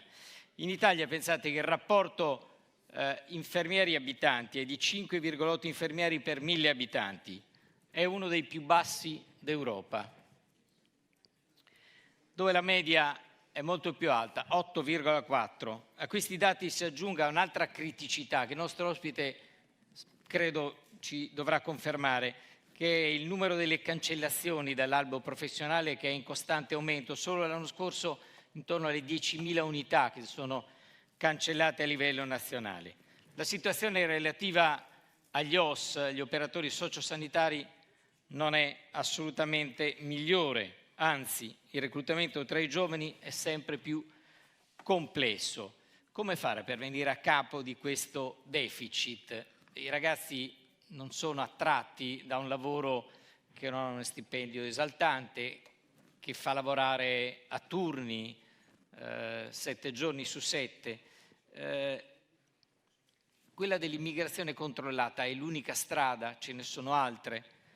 Lascio la parola a Nicola Drauli, consigliere nazionale della Federazione Nazionale delle Professioni Infermieristiche. Credo che su alcuni dati una riflessione importante e magari anche qualche suggerimento ce lo porterà. Buon lavoro, l'ascoltiamo. Come no, grazie. Dunque, sì, non ho portato slide, però provo a essere intanto breve e poi dare qualche elemento di discussione in più. Il tema affrontato oggi per noi è importantissimo, è fondamentale e come Federazione Nazionale degli Ordini delle Professioni Infermieristiche in realtà insieme agli statistici e ai demografi lo stiamo urlando anche noi da tempo, perché lo tocchiamo con mano quotidianamente, quindi noi abbiamo proprio la percezione sensibile del cambiamento demografico, ma ce l'abbiamo in due versi, ce l'abbiamo come curanti, quindi coloro che curano,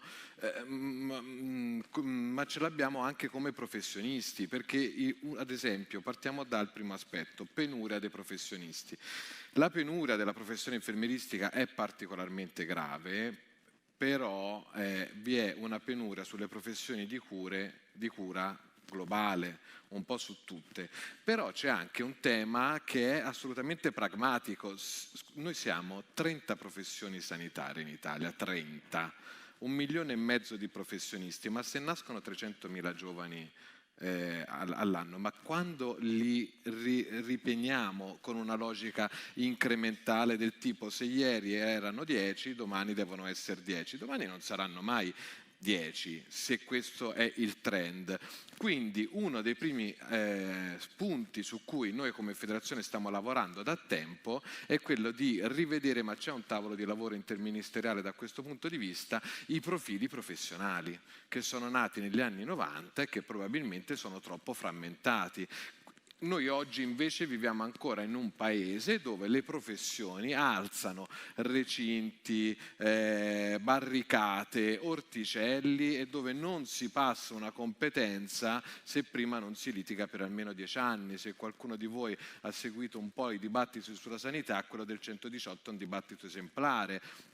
Noi siamo passati da una narrazione popolare dove sembrava che servisse un medico davanti a ogni pianerottolo di casa, ma questo non è più sostenibile. Quindi primo punto, prima soluzione, shift delle competenze. Questo vale non solo tra professioni medico-infermieriste, sono quelle su cui magari si sente parlare di più, ma anche con gli operatori sociosanitari, ma anche con gli assistenti infermieri, che è una nuova, un'evoluzione delle formazioni degli operatori sociosanitari su cui noi come federazione stiamo collaborando, perché crediamo che il passaggio debba avvenire sia verso l'alto sia verso il basso. Quindi da una parte vogliamo delle competenze specialistiche in più, da quell'altra siamo pronti anche però a accedere. Quindi ci deve essere una fluidità in questo senso, altrimenti la rigidità delle competenze dei professionisti in un paese che ha sempre meno giovani è una follia. Ci vuole un sistema dinamico e su questo il nostro lavoro proviamo a farlo.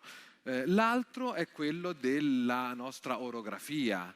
Allora, noi abbiamo chiesto con insistenza da tempo il modello dell'infermieristica di famiglia e comunità, l'infermiere di famiglia e comunità, che qualcuno di voi avrà sentito.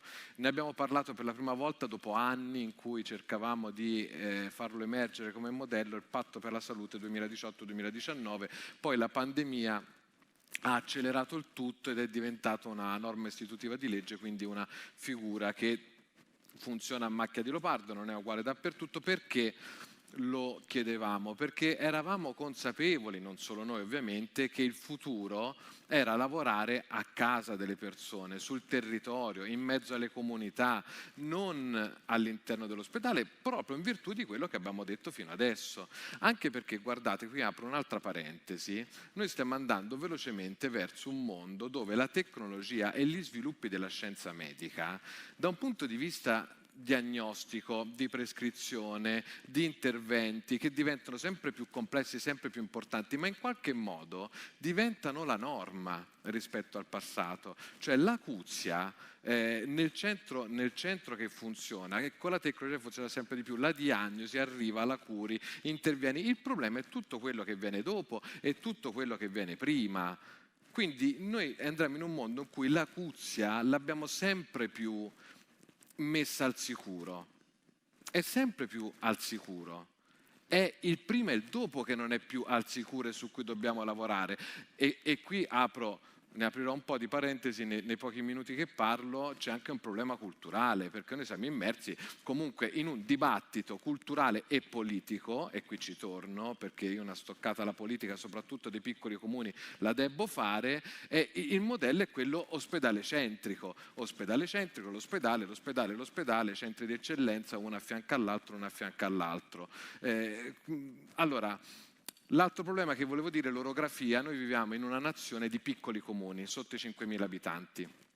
Noi siamo convinti che ci voglia una prossimità. L'infermiere di famiglia e comunità è un professionista che deve essere prossimo, sia da un punto di vista di relazione, di conoscenza. A me piace sempre dire che se vogliamo cambiare la salute delle persone, l'anamnesi clinica va affiancata sempre a un'anamnesi di natura biografica, e questa cosa la fai nei territori, se conosci le persone, se il professionista si mantiene nei territori, se ha il tempo di conoscere gli assistiti, la famiglia, il contesto dove vivono, altrimenti gli interventi non riesce a farli. Ma il problema è come li chiami questi professionisti in questi piccoli territori. Perché un giovane dovrebbe andare a lavorare in un piccolo comune distante da tutti e da tutti, senza aspetti sociali? Allora, questo è un problema di tutti, non può essere un problema delle regioni e delle ASL, è un problema della politica, dei cittadini, di tutti quanti. Noi dobbiamo creare dei sistemi di welfare e di attrattività, non delegando solo ai contratti collettivi nazionali nel pubblico, ma a un sistema che faccia in modo che quel professionista abbia un interesse a lavorare in quel piccolo comune, in quella piccola zona, e questo è un interesse che devono metterci, su cui ci vuole l'impegno di tutti quanti. Ma allo stesso tempo è irrealistico immaginare che in piccoli comuni ci siano strutture che curino le acuzie. Pare però che ancora oggi tutti vogliono la struttura che curi l'acuzia. Quello non è più sostenibile, ci vogliono interventi che non sono molto d'appeal, perché mi rendo conto che sono difficili da spiegare, ma che riguardano appunto la coprogettazione comunitaria, gli interventi con gli enti del terzo settore, la prevenzione primaria, secondaria, terziaria, il co-housing. Ecco, oggi noi viviamo in un mondo dove la salute, soprattutto di una certa fascia di età, non è più sanitaria, è sociosanitaria, tutto attaccato. E chi lavora sul territorio lo sa bene, perché l'intervento sanitario è la punta dell'iceberg, è la scusa, è il pretesto. Però viene sempre chiesto quello. Quindi l'anziano a un certo punto si rivolge a un servizio distrettuale perché ha bisogno di fare una flebo. Ma quando arrivi lì, la flebo è l'ultimo dei problemi. Nel momento in cui tu intercetti quella persona che ha bisogno di fare flebo, capisci che è una persona che sta da sola, che non ha possibilità di muoversi, che non ha una rete formale o informale, e lì devono intervenire le coprogettazioni. Ci sono tante esperienze a macchia di leopardo in giro per l'Italia, dove ad esempio dei professionisti vanno a capire le risorse magari dei piccoli condomini o dei piccoli centri, scoprono così magari che i due vicini che non si conoscono, perché ormai non ci si conosce più nemmeno tra dirimpettai, magari c'è quella signora che non trova lavoro e quell'anziano solo che ha bisogno di un assistente, e allora match insieme i due bisogni. E questi sono interventi di salute, e sono interventi in cui la nostra idea di infermieristica di famiglia e comunità deve saper agire, perché fa sia l'intervento sia la prestazione, ma soprattutto deve capire i bisogni assistenziali, e lo fa insieme ad una squadra, non può farlo da solo. A mio avviso la triade perfetta è il medico di medicina generale, l'assistente sociale e l'infermiere di famiglia e comunità. Però questo lavoro territoriale va sostenuto, e va sostenuto sia politicamente. Il DM77 è una grandissima possibilità, ma anche culturalmente, come si diceva prima, perché se io a ognuno di voi vi prendo a caso e vi chiedo che cos'è il 118, sono sicuro che tutti più o meno mi sapete rispondere come funziona, a cosa serve e perché. Ma se vi chiedo cos'è un PUA, cioè il punto unico di accesso dove ci si rivolge per problemi di natura territoriale, magari la maggior parte di voi l'ha sentito ora per la prima volta. Eppure la ricettività, i servizi del territorio dovrebbero diventare sempre più patrimonio culturale e comune di tutti, anche perché giustamente si parlava prima dei 3 gradini. Certo, noi stiamo andando in un mondo in cui la disabilità di qualsiasi tipo diventa la normalità e noi ancora progettiamo però il nostro mondo come se fossimo tutti neurotipici e normodotati. Ma dove? Ma è chiaro che ci stiamo spostando verso una popolazione, e non è né meglio né peggio, è un dato di fatto, disabile e neurodivergente, con l'aumentare dell'età, con le cure precoci, con la cronicità che ci portiamo dietro. Quindi c'è un passo culturale da fare e questi sono tutti i ragionamenti che stiamo facendo come infermieri, nel senso sembra che non stia parlando di infermieristica, ma vi assicuro che sto esattamente parlando di infermieristica a tutti gli effetti. Oltre a questo, ad esempio, un'altra cosa, e chiudo, cosa si potrebbe fare per la professione infermieristica e quindi per tutto il resto, non solo elementi quindi di welfare, attrattività, stipendi, per l'amor del cielo, ok, rivedere le competenze, permettere alle professioni di integrarsi fra di loro, di passarsi le conoscenze, le competenze in maniera un pochettino più generosa, senza farsi la guerra. L'altro aspetto è quello dei flussi, del tracciamento dei flussi. Allora questo magari sembra una cosa molto tecnica, ma noi da un po' che stiamo lavorando per far sì che sia riconosciuta la branca assistenziale infermieristica e i LEA infermieristici, cioè sostanzialmente in questo momento la vostra salute è dettata dai livelli essenziali di assistenza, cioè voi avete diritto a una serie di cose e altre invece no. O comunque magari la regione ve l'aggiunge, sono le regionali eccetera. L'infermieristica in questo non esiste, non c'è. Noi abbiamo fatto uno studio multicentrico, si chiama ELIGHT, che è uscito da poco, dove ELIGHT, che appunto vuol dire, cioè, che richiama anche l'idea di fare luce, sulle attività infermieristiche negli ambulatori a casa delle persone. Allora noi abbiamo visto che ci sono 1 milione di prestazioni che sono erogate in maniera autonoma dall'infermiere, ma che risultano erogate da una specialistica medica, perché non abbiamo un nomenclatore che ci classifica.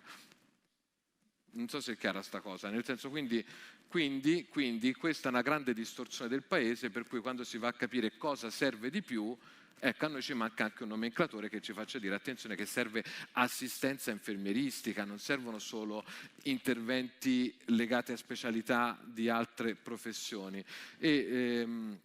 L'ultima cosa che volevo dire, un altro grande tema su cui ci stiamo interrogando molto è quello della digitalizzazione delle nuove tecnologie. Ma perché? Perché noi siamo molto preoccupati di quello che chiamiamo la fragilità digitale, ovvero sia i grandi interventi tecnologici, certo che aiutano la popolazione, il problema, il punto è anche quello un bisogno di salute, che se l'anziano che ha un'incapacità digitale, come ce ne sono tanti, ce ne sono anche fra giovani, anzi in realtà l'Italia ha proprio una percentuale preoccupante di analfabetismo digitale, anche tra i giovani e gli anziani, quindi non è una questione di età, però la realtà è che se in un piccolo comune tu mi digitalizzi tutto, ma in quel comune non arriva la fibra, non arriva la DSL e c'è l'anziano che non sa usare il PC, ecco che la tecnologia lo ha emarginato ancora di più. Lo ha emarginato ancora di più. Quindi è per questo che anche la telemedicina, la teleassistenza in qualche modo va prescritta, cioè ci vuole la capacità di chi conosce la persona, la famiglia eccetera, di capire se le tecnologie aiutano oppure peggiorano la situazione, e questo è un tema che stiamo studiando molto da vicino. Quindi chiudo così dicendo che sì, la professione infermieristica ha bisogno è pronta a portare queste visioni, queste riflessioni che vi ho detto, però ovviamente ha bisogno, noi come tanti altri, di un cambio di approccio, un cambio di visione. Quello che ho sentito qui oggi è sicuramente la strada giusta, perché gli input che ho colto qua oggi mi fanno tornare a casa, devo dire, rincuorato e speranzoso. Grazie. Grazie a Nicola Drauli. Le posso chiedere, io sono abbastanza affezionato ai numeri, anche perché mi devo rifare tutte le volte che nei miei 5 anni di liceo mi hanno rimandato in matematica, che sono state diverse. Ma un terzo dei posti di infermieristica ogni anno rimangono vacanti e peraltro questo terzo è in aumento negli ultimi 3 anni. Di quelli che si iscrivono un 15% non terminano il corso universitario. Ecco, di fronte a questi numeri qua, è pensabile che ci sia una disponibilità di infermieri sia per gli ospedali che per le RSA, molti di quelli poi che si laureano finiscono negli studi privati o negli ospedali privati. Ecco. No, assolutamente no. No. Nel senso, la previsione è chiaro, la previsione degli infermieri che mancano oggi non è recuperabile. Il fatto che ci siano pochi infermieri iscritti rispetto ai posti messi a bando è un problema però generato dal numeratore e denominatore, perché in realtà noi abbiamo via via provato ad aumentare i posti, ma gli iscritti sono più o meno sempre quelli, quindi in realtà si vede ancora un po' di più questa differenza. Però non si recuperano a meno che non ci sia appunto un flusso migratorio importante. Però qual è che stiamo operando? Ma allora il punto, una cosa va detta, nel senso, bisogna migliorare le condizioni dei professionisti qua, ma anche per attirare quelli che dall'estero vengono qua, perché noi abbiamo 30.000 all'estero. Però il problema non è tanto portare infermieri, se valutiamo che sono adeguati, bisogna valutarli però e non andare in deroga, va benissimo, c'è la libera circolazione dei professionisti europei, il problema è che arrivano qua e poi vanno via, vanno verso l'Inghilterra, la Svizzera, la Germania, dove guadagnano di più, hanno più possibilità di carriera. Quindi se non diamo dignità alla professione qui, non vale solo per noi italiani, vale anche per i professionisti che verrebbero poi qui a lavorare. Grazie.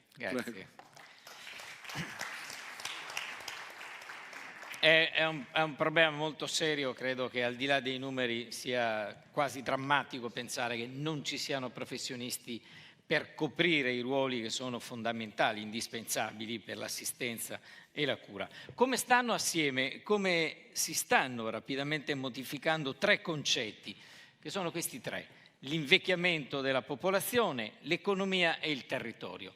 Ce ne parla il professor Alessandro Rosina, demografo, professore all'Università Cattolica di Milano e stasera qui come consigliere del CNEL, che dovrebbe essere, lo vedo, già collegato con noi. Grazie professore, l'ascoltiamo. Grazie, buonasera, spero che mi sentiate. È un piacere essere di nuovo qui agli Stati Generali della Terza Età. Quest'anno appunto in veste diversa rispetto all'anno scorso come consigliere del CNEL e parto dando un inquadramento su alcuni grandi cambiamenti del nostro tempo che vanno letti in maniera adeguata ed intrecciata. Mi date un riscontro che vedete le slide proiettate, così sono sicuro che mi sentite e tutto funziona. Vedete? Sì, vada, professore, la sentiamo e la vediamo. Ok, vado tranquillo allora. Allora, velocemente, 3 grandi cambiamenti, e vedrete nelle prossime 3 slide 3 curve che si intrecciano. Questa è quella ben nota a livello mondiale, dal 1950 al 2050, noi siamo proprio al centro di questa inversione, con gli over 65 a livello planetario che superano gli under 5 e quindi dobbiamo costruire una società e quindi anche un'economia come non è mai esistita prima.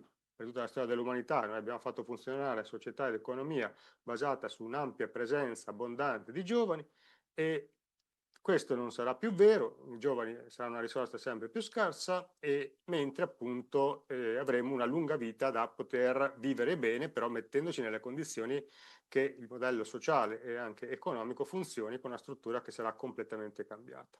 Inoltre c'è un altro grande cambiamento epocale dei nostri tempi, che è quello della popolazione urbana che supera la popolazione rurale. Anche qui quindi una trasformazione che va presa in considerazione perché appunto si associa a condizioni, stili di vita, aspetti sociali che mutano profondamente come li abbiamo vissuti finora e gli equilibri anche fra città e territorio come sono stati vissuti fino ad adesso.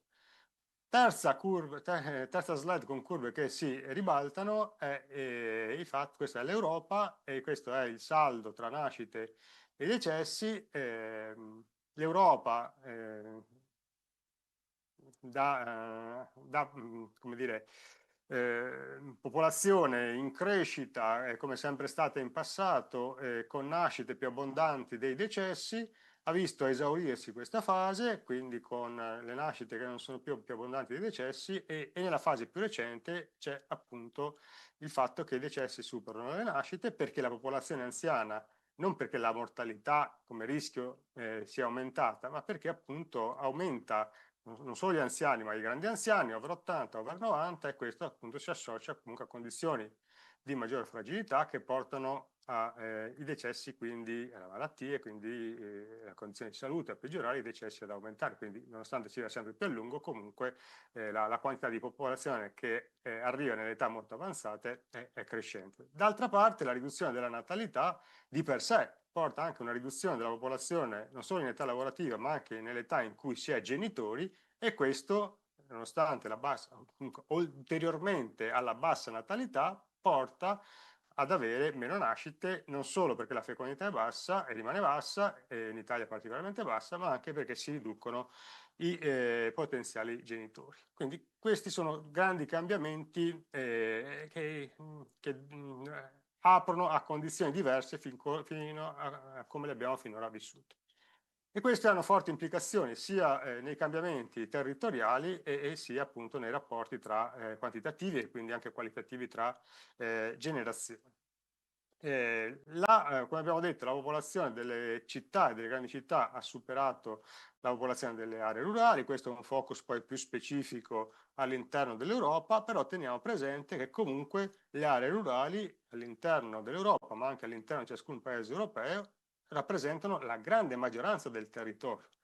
Oltre il 75% del territorio europeo è all'interno dei comuni delle aree rurali, e lo è anche il 61% in Italia, il che vuol dire che la sicurezza del territorio è un presidio che va garantito appunto rispetto alla condizione in cui si trovano le aree rurali, quindi diventano fondamentali, strategico poter garantire sicurezza e presidiare il territorio che però appunto si trova all'interno di una condizione di fragilità che rischia di diventare crescente.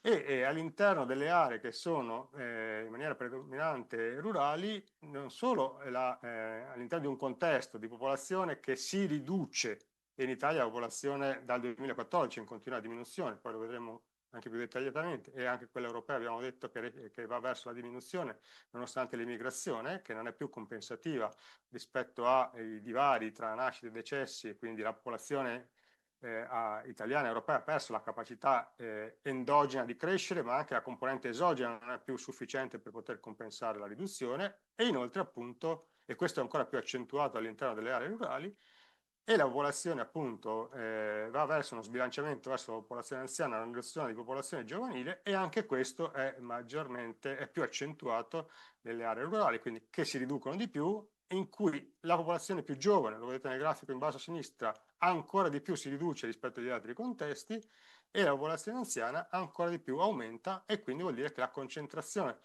di squilibri demografici e di invecchiamento della popolazione tende a essere appunto più concentrata nelle aree interne del territorio.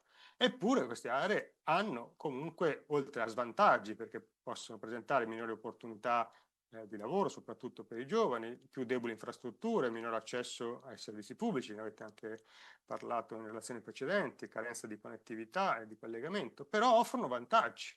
Più spazio, migliore qualità della vita, senso di comunità, del paesaggio naturale, un migliore rapporto con l'ambiente, minori costi, comprese le abitazioni, minore congestione, minore inquinamento, e quindi vuol dire che dobbiamo avere presente che ci sono delle condizioni attrattive anche nei confronti dei giovani che le rendono per molti versi anche migliori rispetto alle grandi città, verso cui i giovani vanno per motivi di studio o di lavoro, ma su altri aspetti le città sono meno preferibili rispetto alla vita e alla possibilità di vivere fuori dalle grandi città. E quindi questo è un aspetto che va preso in considerazione e che va quindi valorizzato perché offre potenzialità. Quindi all'interno di guardando le previsioni verso quale situazione stiamo andando, allora sicuramente la popolazione italiana va a diminuire. Qui avete le previsioni Istat nei vari orizzonti temporali, vedete ci mettiamo anche al 2050, anche prendendo le ipotesi, non solo quella mediana che è quella evidenziata in blu, ma anche quella più favorevole, comunque la popolazione tende a diminuire. Inoltre le previsioni anche più articolate fatte all'interno del territorio fanno vedere che questa diminuzione e i comuni maggiormente in declino saranno soprattutto quelli delle aree interne. Però attenzione, queste sono previsioni e non è detto che siano... Allora sicuramente la popolazione italiana andrà a diminuire per vari motivi, perché appunto abbiamo detto la capacità endogena di crescere ormai l'abbiamo persa per gli squilibri strutturali che abbiamo, quindi anche se portassimo la fecondità italiana sui livelli tra i più alti in Europa la popolazione non tornerebbe ad aumentare. Però è vero che la distribuzione sul territorio invece è un'incognita molto più ampia, che non dà per scontato che quindi da un lato che si vada verso lo scenario mediano o verso lo scenario alto e che gli squilibri territoriali vadano necessariamente ad accentuarsi.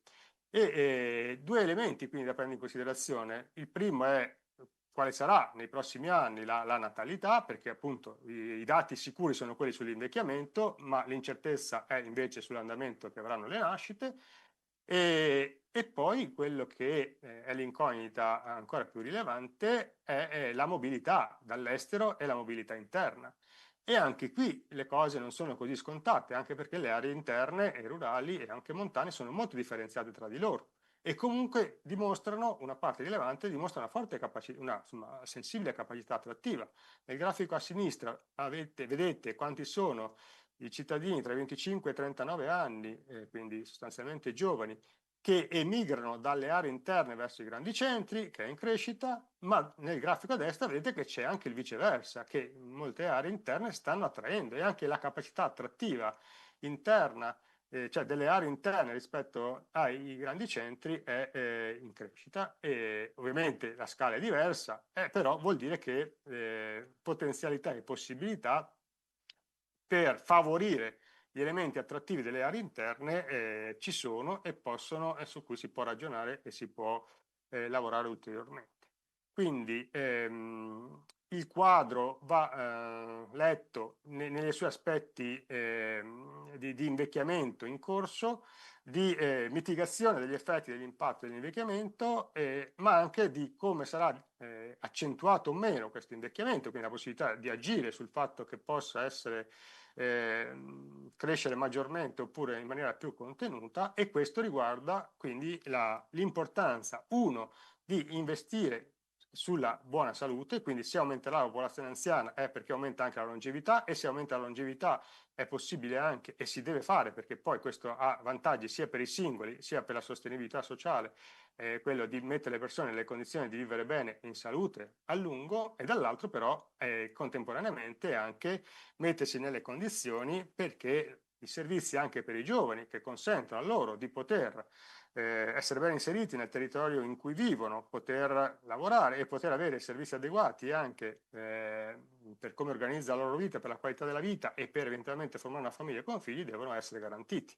E vado a chiudere quindi con una slide che è presa da due mappe, quelle precedenti sono prese da un mio libro che esce oggi, ma questo invece da il rapporto del CNEL dell'Osservatorio Nazionale sui Servizi Sociali Territoriali che pubblichiamo ogni anno e che verrà presentato il 14 di questo mese al CNEL e che fa vedere in maniera molto chiara che dove c'è maggior benessere ci sono maggior servizi per tutti, sia per le famiglie, sia per i più giovani, cioè la mappa a sinistra, che per la popolazione più matura, anziana, a scala a destra. Vedete, le due geografie sostanzialmente sono sovrapponibili, quindi vuol dire che Dove c'è maggior benessere, questo è legato a maggior servizi che riguardano in generale tutte le fasi della vita e tutte le componenti. Il problema è che non riusciamo attualmente a garantirlo su tutto il territorio nazionale. Mi fermo qua, grazie. Grazie del contributo del professor Rosina e del CNEL, buon lavoro, grazie per la sua disponibilità, professore. E siamo all'ultimo intervento di questa terza sessione. Io sono un medico e da medico considero vere medicine anche il cibo, il movimento, la meditazione. I colleghi dovrebbero prescriverli nelle ricette, ma pare che prevenire con l'alimentazione non sia redditizio, quindi si continua a prescrivere farmaci. Sta tutta qua, credo, o l'ho condensato io, la filosofia del professor Franco Berrino, che invito a raggiungerci e ringraziamo per la sua disponibilità. Ci apprestiamo ad ascoltare quella che è una... Benvenuto professor Berrino. Ascoltiamo quella che è un'autentica lezione e da domani probabilmente cambiamo la lista della spesa. Si può accomodare? Buonasera, buonasera. Sì, c'è una bellissima poltrona.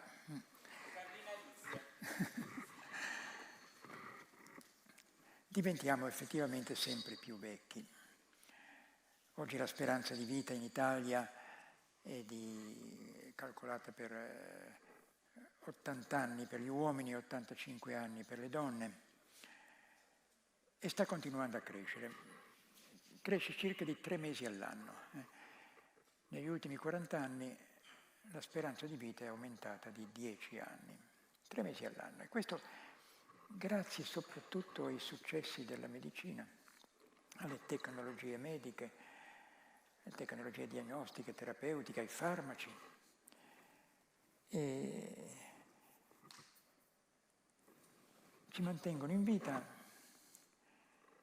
ma ci mantengono in vita dipendenti dalle tecnologie mediche. E c'è un lungo tratto della vita, del fine vita, che è pesante, nel senso che c'è un'elevata frequenza di non autonomia, di dipendenza da farmaci, i farmaci hanno degli effetti collaterali, occorrono i farmaci per contrastare gli effetti collaterali dei farmaci. Non è strano che una persona della mia età prenda 10 farmaci per la pressione, farmaci per il colesterolo, farmaci per i trigliceridi, farmaci per la glicemia, farmaci per scoagulare il sangue e poi farmaci per proteggersi dagli effetti collaterali, quindi i prazoli e quindi tutta questa roba ci altera profondamente. Oltre il 90% della popolazione anziana, cioè della popolazione ufficialmente superiore ai 65 anni, deve prendere quotidianamente farmaci per sopravvivere. E senza contare i farmaci per il sistema nervoso, senza contare i terribili antidepressivi e ansiolitici, che sono farmaci veramente che sono stati introdotti con degli imbrogli, vantandone l'efficacia che è modestissima e ignorando gli effetti collaterali che sono molto gravi. Sono farmaci che danno dipendenza e farmaci che possono causare grandi disagi. Per dare un'idea della gravità della non autosufficienza di molti anziani, considerate le demenze, per esempio. Circa una persona su 100 a 60 anni è demente, un po' meno di 1 su 100. A 70 anni 4 persone su 100 sono dementi, a 80 anni 16 persone su 100 sono dementi. Oltre i 90 anni quasi il 50% della popolazione è demente. E non era così una volta. il senior, no? Questa parola bellissima, questa parola latina da cui deriva poi il concetto di signore. Il senior era sempre, era stimato per la sua saggezza e non c'era questa frequenza di demenza. Da che cosa dipende questa demenza? I primi studi sono stati fatti proprio a cavallo degli anni 2000. Decine di studi mostrano che il rischio di diventare dementi è circa doppio per i diabetici. Ma il diabete è una malattia che si può prevenire. Gli studi sono chiarissimi nel mostrare che una dieta infiammatoria favorisce la demenza. Quindi glicemia da un lato, infiammazione dall'altro. Gli studi sono chiarissimi nel mostrare una dieta infiammatoria, una dieta ricca di carne, ricca di zucchero, ricca di prodotti industriali.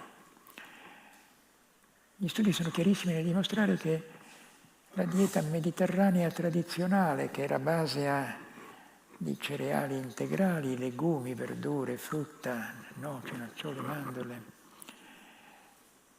e il prodotto animale era occasionale, è associato a una prevenzione della demenza. Oggi potremmo prevenire le demenze, sia le demenze vascolari, sia l'Alzheimer, sia il Parkinson, che sono le 3 principali forme di demenze oggi. Però tutto l'investimento sanitario è stato nel cercare dei farmaci per curare la demenza. Ed è stato un investimento fallimentare. I farmaci non funzionano. Hanno provato tantissime cose, ma non funzionano. Non funzionano e hanno degli effetti collaterali perversi. E il mondo della medicina, i neurologi sono completamente ciechi e non sono in grado di raccomandare nessuna indicazione alimentare per i pazienti che cominciano ad avere qualche difetto di memoria, per esempio. Si chiama il MCI, il Mild Cognitive Impairment, che sono persone che hanno un grande rischio di diventare dementi. Parlo della demenza perché è una delle più grandi tragedie della popolazione ed è prevenibile. Ma come le altre malattie sono prevenibili.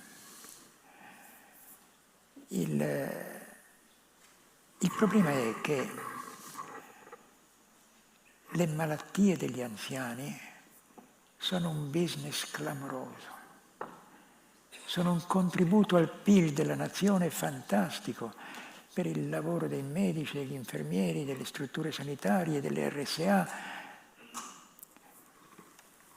Le RSA sono nate per delle esigenze sociali evidenti, ma sono dei posti dove la salute degli anziani viene peggiorata, dove non c'è nessun interesse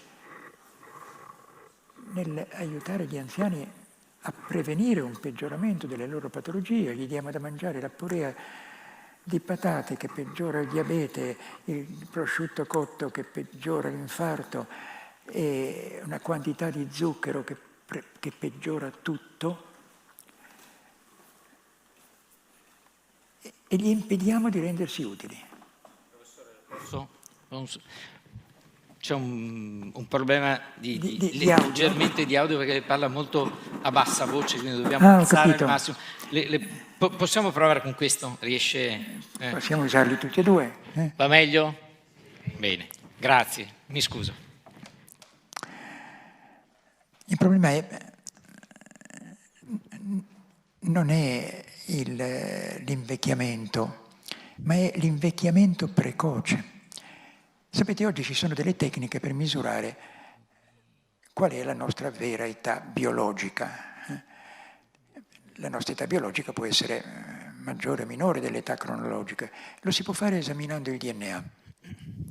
esaminando la metilazione del DNA. Ci sono certe aree del DNA che la metilazione di questo DNA aumenta con l'età.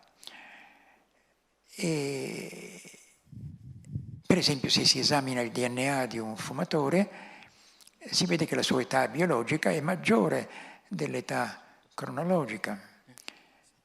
Se si esamina il DNA di una persona che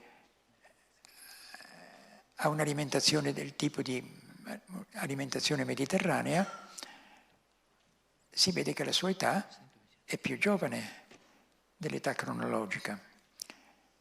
C'è uno studio bellissimo sull'età biologica dei meditatori. Lo studio è stato su dei monaci tibetani e la loro età è più giovane rispetto all'età cronologica e per ogni anno che hanno meditato loro ringiovaniscono di 3 mesi.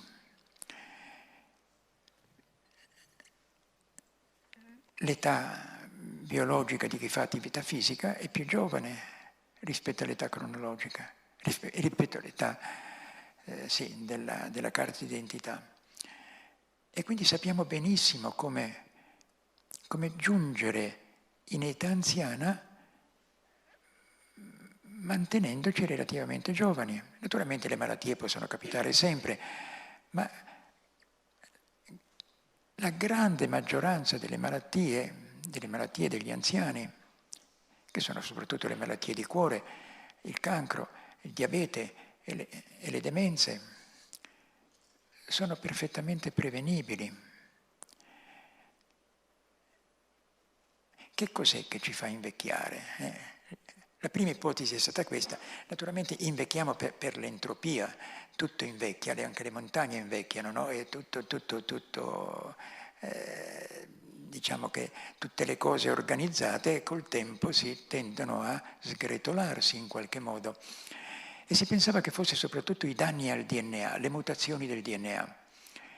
Ci sono tante cause di mutazioni del DNA che sono naturali, sono le radiazioni cosmiche e poi sono le sostanze mutagene, le sostanze cancerogene e poi ci sono dei virus che causano delle mutazioni del DNA e se il DNA non è più a posto come quando siamo nati i nostri organi funzionano meno.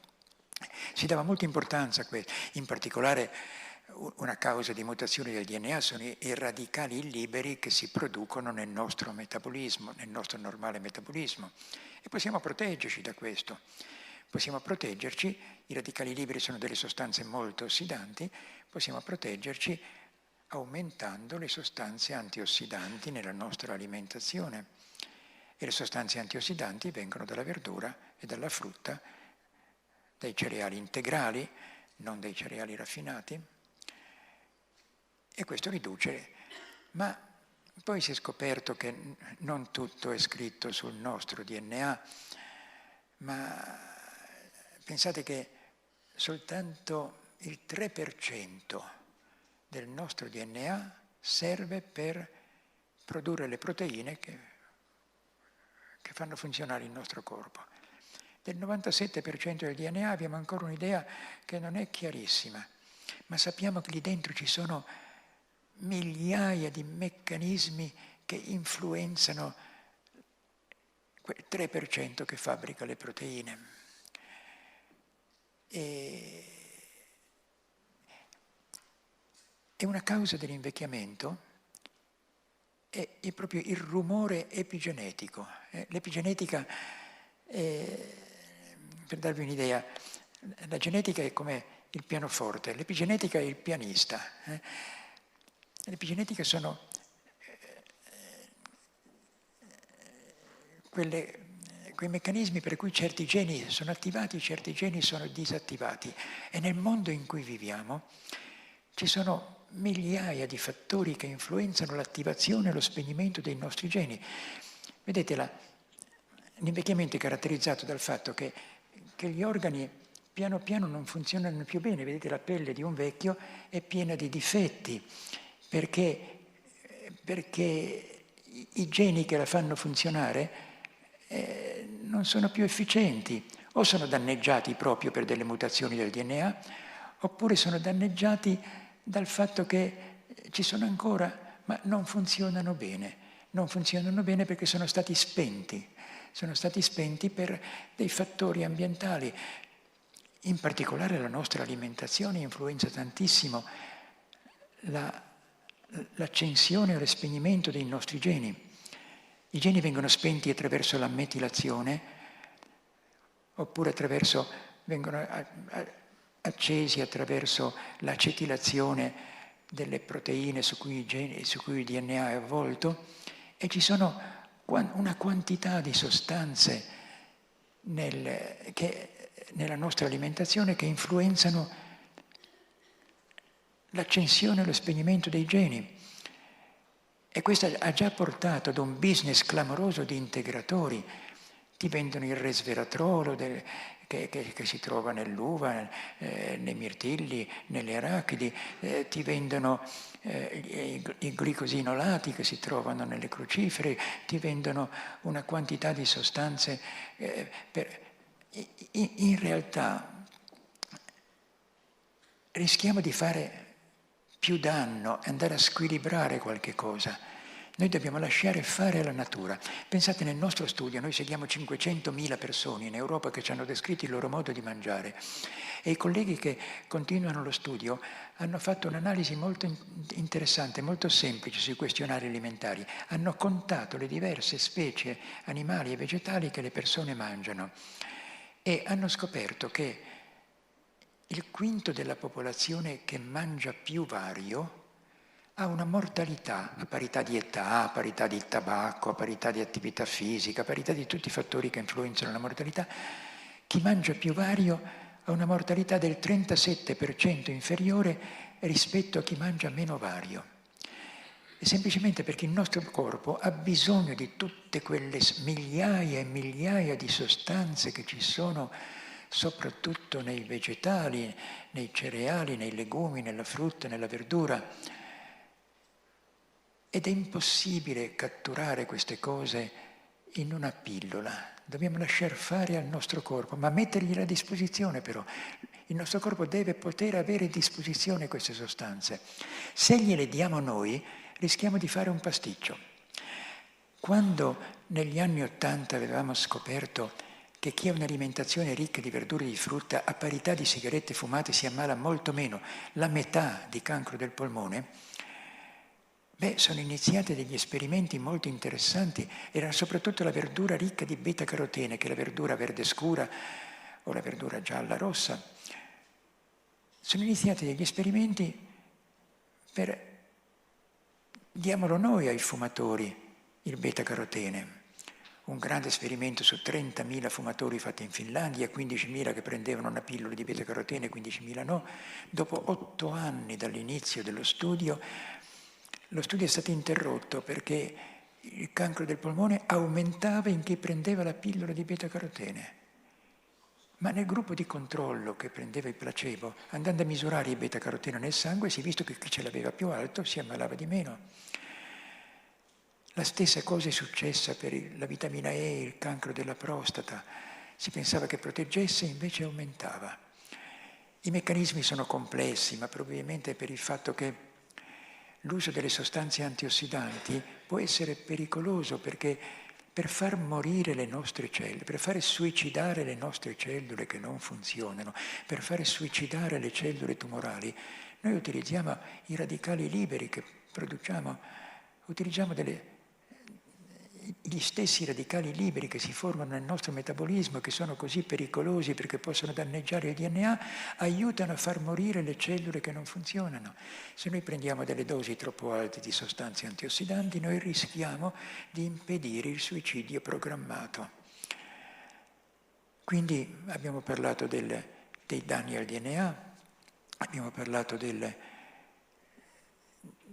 rumore epigenetico, abbiamo parlato. Ci sono altri meccanismi. Uno dei meccanismi interessanti è quello della telomerasi. I telomeri, telo vuol dire lontano, sono la parte finale dei cromosomi. I cromosomi sono quelle strutture in cui è avvolto il DNA. Ogni volta che le cellule si dividono, i telomeri si accorciano. E quando si sono accorciati tanto, dopo 30-40 divisioni, la cellula non è più in grado di dividersi, diventa una cellula senescente, una cellula che non funziona più. E queste cellule senescenti ostacolano il buon funzionamento del nostro corpo. E questa telomerasi, abbiamo dei sistemi per stimolarla, ma sono dei sistemi pericolosi, perché le cellule che hanno la telomerasi più attiva sono le cellule tumorali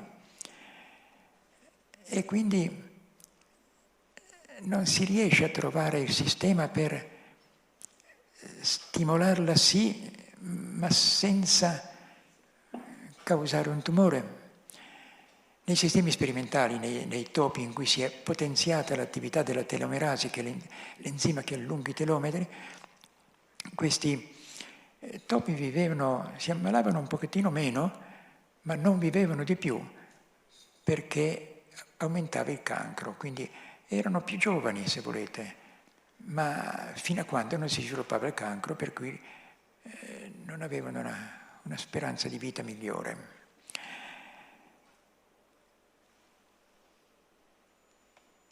L'invecchiamento è un fenomeno estremamente complesso.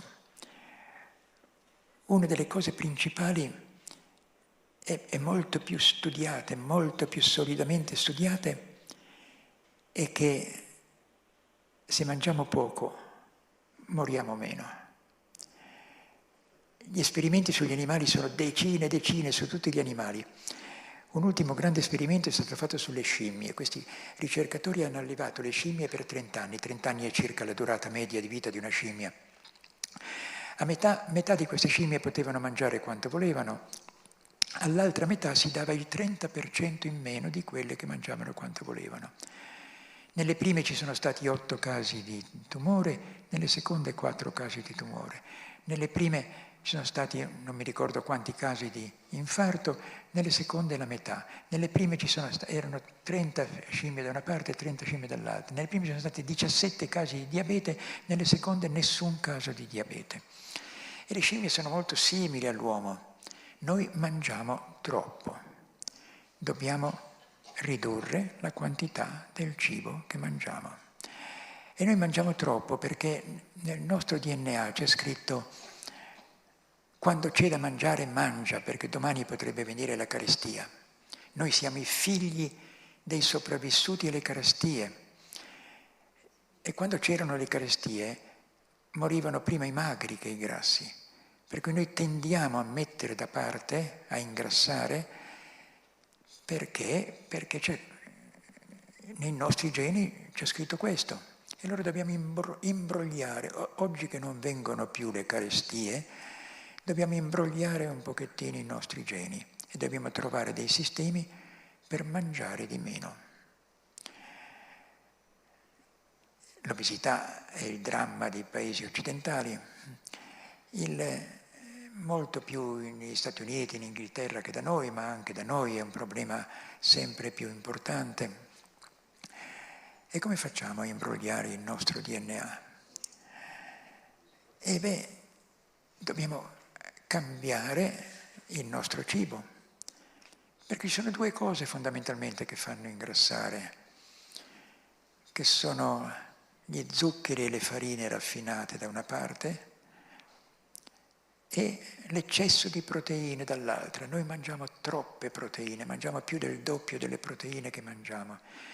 Sia le proteine sia gli zuccheri fanno aumentare l'insulina. Quando c'è da mangiare l'insulina è sempre molto alta, quando non c'è da mangiare l'insulina è sempre molto bassa. E l'insulina attiva quegli enzimi che prendono il grasso dal nostro sangue e lo depositano nel tessuto adiposo e inibisce quegli enzimi che invece sciolgono il tessuto adiposo per darci da mangiare.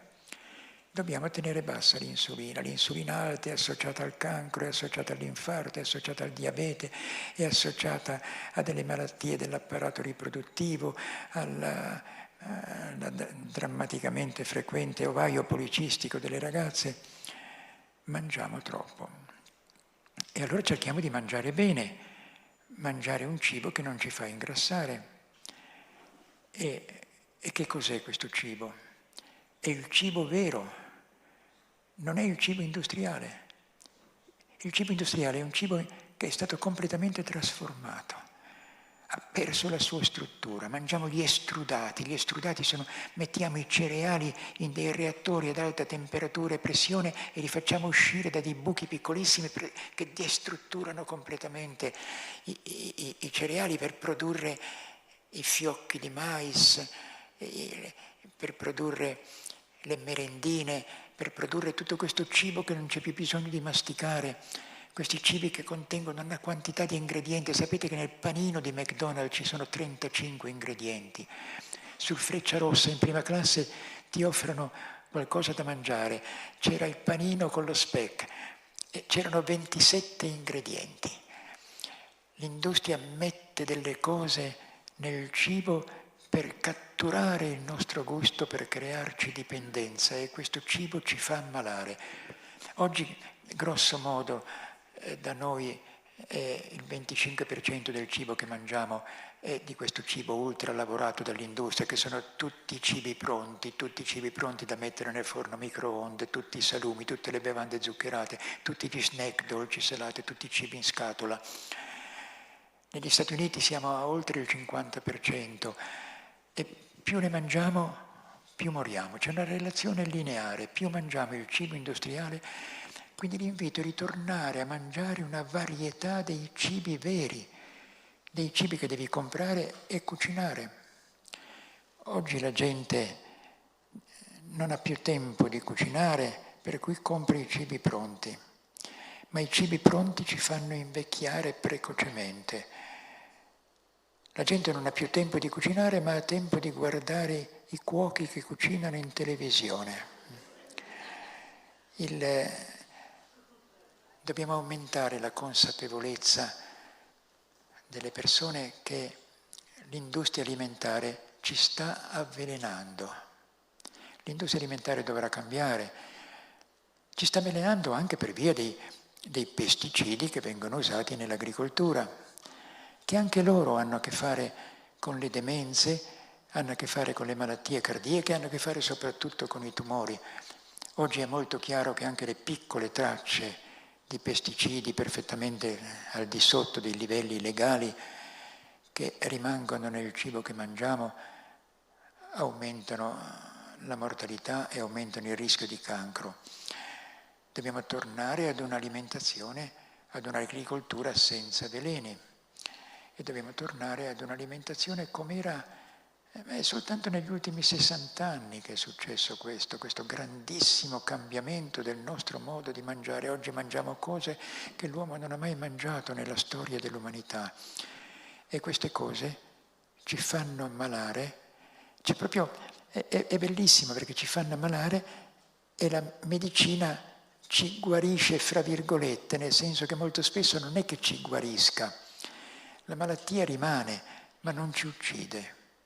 E lì sta il business, perché se la malattia uccide il paziente, allora non si vendono più le medicine.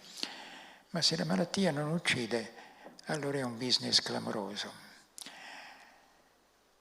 Un ultimo accenno volevo fare ai nostri coinquilini. Noi crediamo di essere degli individui, invece siamo un condominio e ospitiamo qualcosa come 100.000 miliardi di esseri viventi che vivono soprattutto nel nostro intestino, ma anche sulla nostra pelle, nelle nostre mucose, dappertutto, anche all'interno di alcuni dei nostri organi, che sono i microbi intestinali. Si sta lavorando sulla longevità, proprio sulla relazione tra i microbi che lavorano per noi, no? Che abbiamo trovato un accordo per cui loro sintetizzano le vitamine per noi, ci aiutano nella digestione, fanno funzionare bene il nostro sistema immunitario. E se tu prendi la cacca di un topolino giovane e la inserisci nell'intestino di un topolino anziano, quel topolino ringiovanisce e viceversa. È estremamente interessante perché Io spero di arrivare ai 100 anni, perché quando arriverò in salute ai 100 anni riuscirò a vendere la mia cacca a caro prezzo per fare l'ingiovanimento.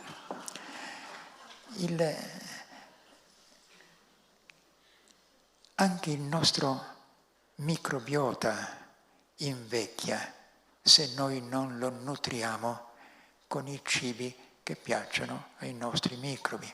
Quindi quando andate a fare la spesa, pensate ai vostri inquilini e comprate il cibo che piace a loro, perché se loro stanno bene, noi stiamo bene. Guardate che gran parte delle patologie di oggi sono influenzate dalla salute dei nostri microbi.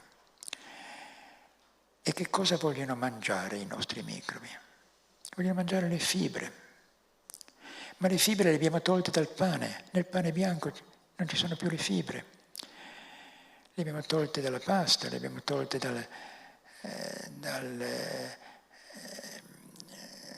da tutto il cibo industriale. E poi ci sono delle fibre che i microbi amano particolarmente. Però state attenti, perché non basta mangiare le fibre, bisogna mangiare le fibre assieme all'alimento che le contiene. Ci sono delle ditte che fanno della pasta integrale, per esempio, i grandi nomi che fanno la pasta integrale. Questa pasta integrale è una finta pasta, perché è fatta con la farina bianca mescolata con la crusca. C'è il professor Benedettelli, che è un bravissimo agronomo dell'Università di Firenze, che dice: di queste paste integrali è meglio mangiare il cartone piuttosto che mangiare questa, perché hai il danno della farina bianca e il danno delle fibre isolate. No, va bene mangiare la pasta integrale, ma quella fatta con il grano macinato. Mangiamo le fibre, torniamo a mangiare le fibre e torniamo a masticare il nostro cibo. Oggi i bambini in particolare sono nutriti dal cibo che non è più necessario masticare. Ed è triste il destino dei nostri bambini. Mangiano una quantità di prodotti raffinati, di zucchero. Metà dei bambini italiani bevono bevande zuccherate tutti i giorni. Nei nostri studi, più studi su centinaia di migliaia di persone, viene fuori che un bicchiere al giorno di bevande zuccherate aumenta la mortalità del 10% e 2 bicchieri aumenta la mortalità del 20%. E le bevande zero sono anche peggio delle bevande zuccherate. Stiamo lontani da questi cibi industriali per favorire un nostro invecchiamento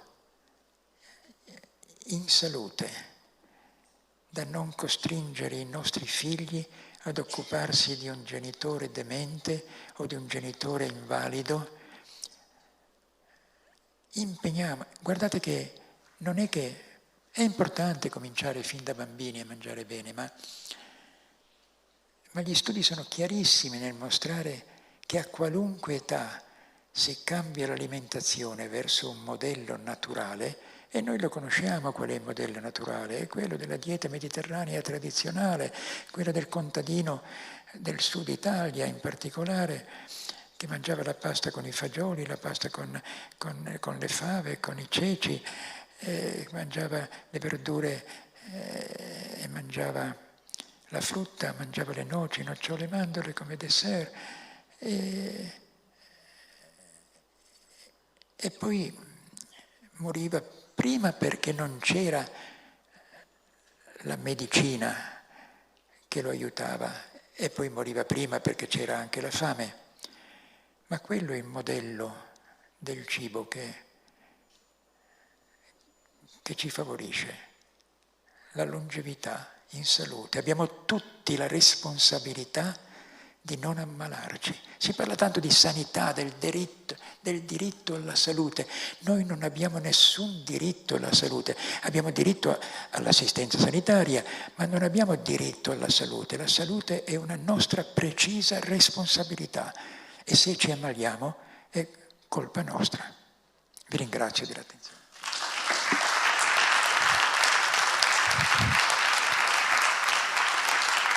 Grazie. Grazie al professor Franco Berrone, ci ha fatto venire un po' di paura. Stasera lei cena? Stasera lei cena? No, io non ceno alla sera, ma faccio una bella colazione al mattino e faccio un buon pranzo, a volte faccio una merendina, ma non ceno alla sera. Non ceno alla sera perché per attivare l'autofagia. Sapete, tutte le malattie degenerative del sistema nervoso, l'Alzheimer, il Parkinson, la corea di Huntington, sono tutte caratterizzate dal deposito all'interno delle nostre cellule nervose di proteine che funzionano male. È un difetto della cosiddetta proteostasi, dell'omeostasi delle proteine.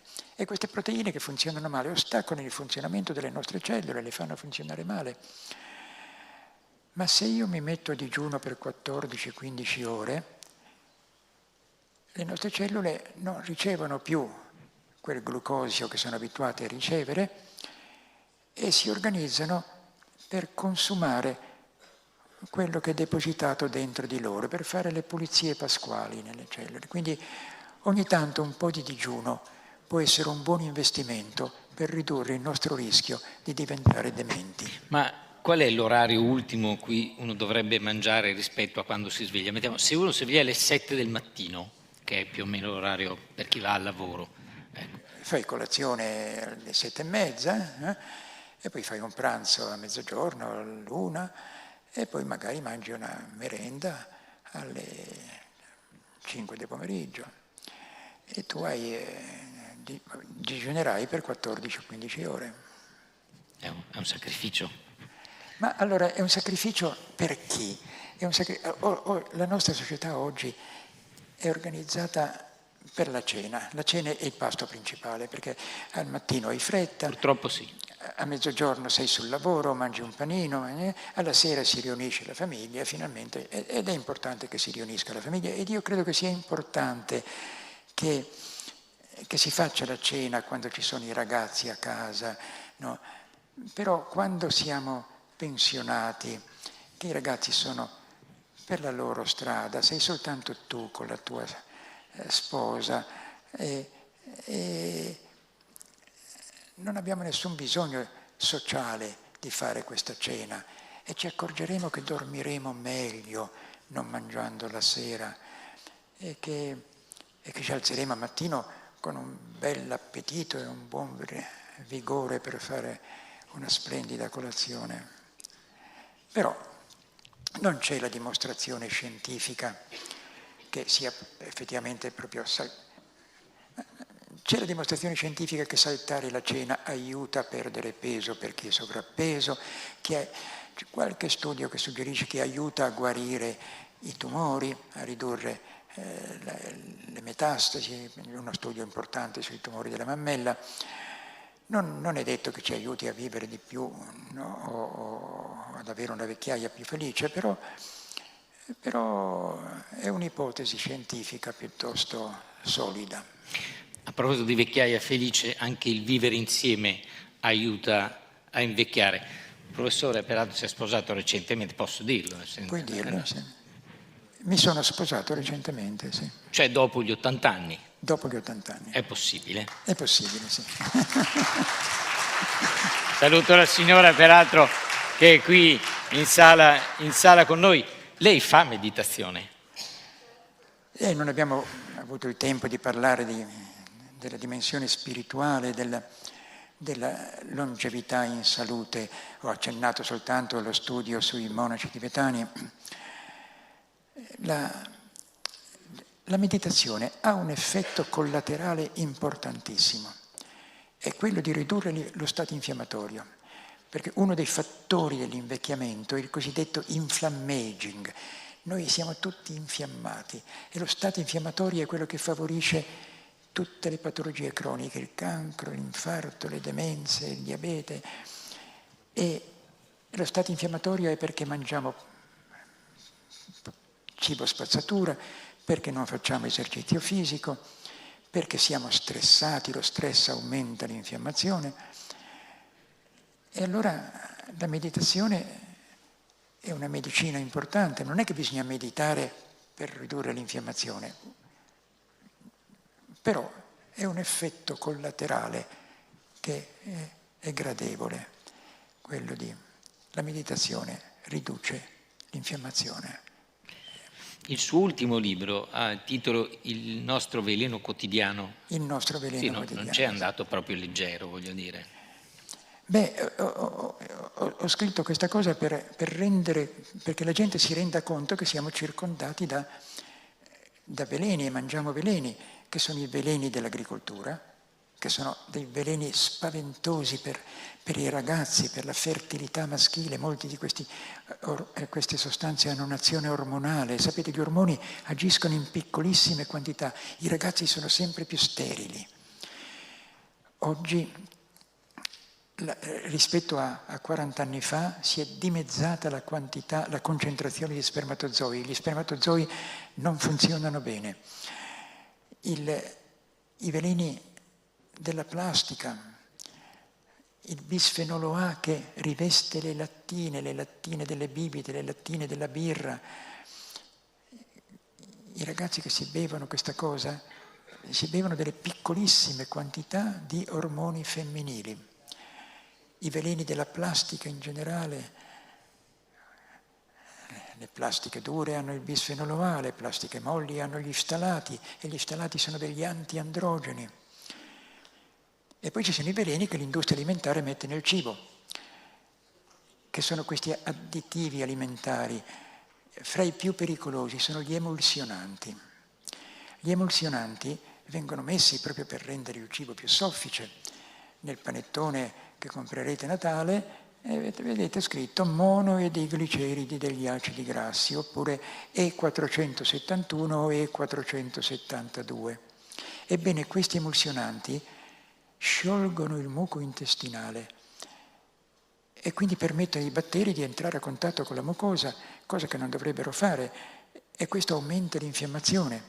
C'è uno studio importante appena pubblicato che mostra che più emulsionanti mangi, più ti ammali di cancro, perché lo stato infiammatorio favorisce anche lo sviluppo del cancro.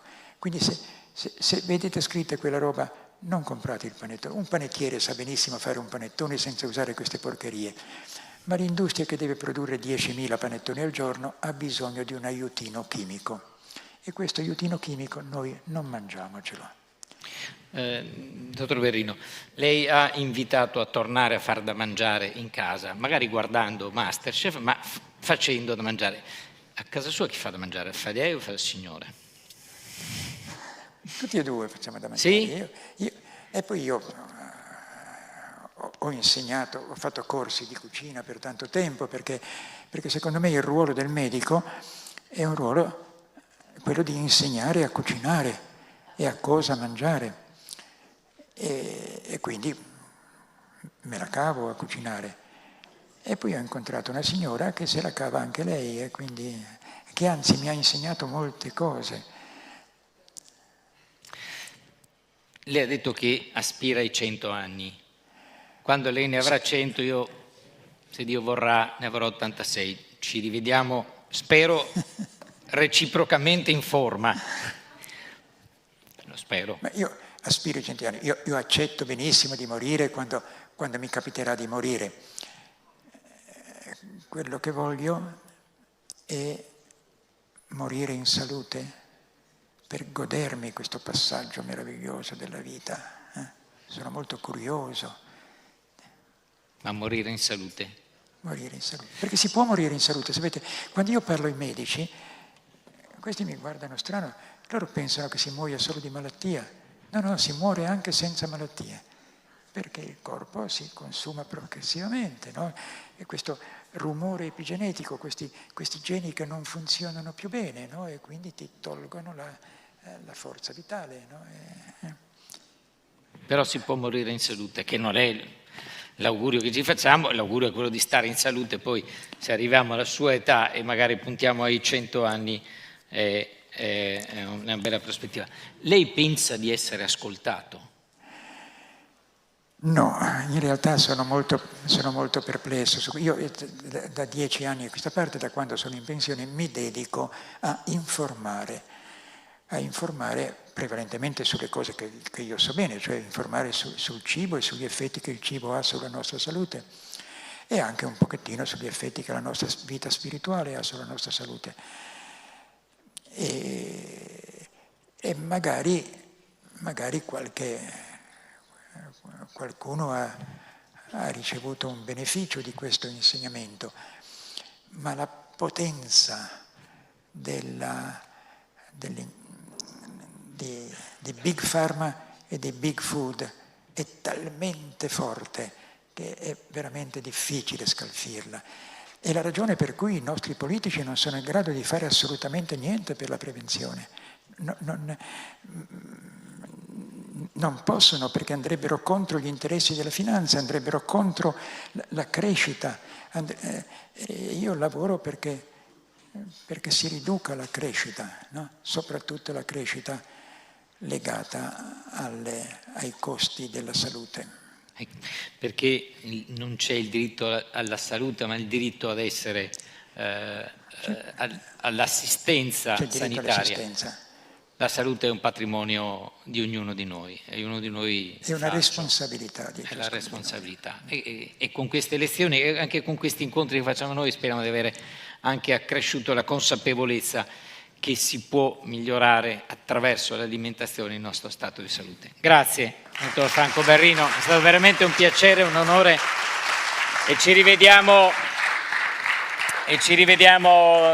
fra una ventina d'anni e non solo per confrontarci le cacchine, anche per chiacchierare di altre cose. Grazie mille. Siamo giunti al termine, io volevo invitare, se avete un attimo di pazienza, Mauro Michelone, vicepresidente di Euripa, e Vincenzo Riboni, che è presidente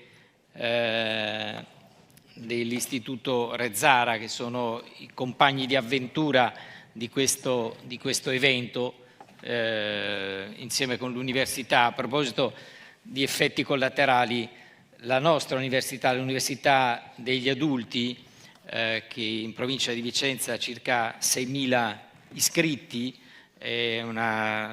poco più di 30 sedi e un'ottantina di giorni di lezione alla settimana, nel senso che sono molti quelli che ci stanno. Mi diceva ieri sera, che ho incontrato uno dei nostri coordinatori, che chi frequenta l'università dopo pochi mesi, chi lo frequenta per la prima volta, cambia, perché è un'azione di prevenzione, è una medicina senza effetti collaterali, per cui mi rivolgo a chi ha l'età in questa platea per poter e voler iscriversi all'Università degli Adulti, di farlo, perché è un'azione di invecchiamento attivo, è una vera azione di prevenzione. Ringrazio tutti coloro che lavorano per questa fondazione con grande dispendio di energia e di generosità, di volontariato. Grazie a voi. Soltanto veramente un grazie a Luca Ancetti, perché è un maestro in questo. E soprattutto anche un grazie ai relatori e a tutta l'organizzazione, al Comune, alla Regione, all'ANCI e all'Euripa, ecco, perché insistiamo notevolmente su queste tematiche qua, della problematica relativa agli anziani, all'invecchiamento e a quello che inevitabilmente sia le istituzioni pubbliche che le varie associazioni devono mettere in atto per affrontarle in maniera molto... Mi ha interessato notevolmente il professore sulla questione dell'alimentazione, che io sono molto disordinato in questo. Pur essendo medico? Sì, pur essendo medico, ma io sono medico dell'urgenza, per cui abbiamo tutta affrontiamo le problematiche sotto un'altra ottica, un'altra visione di questo.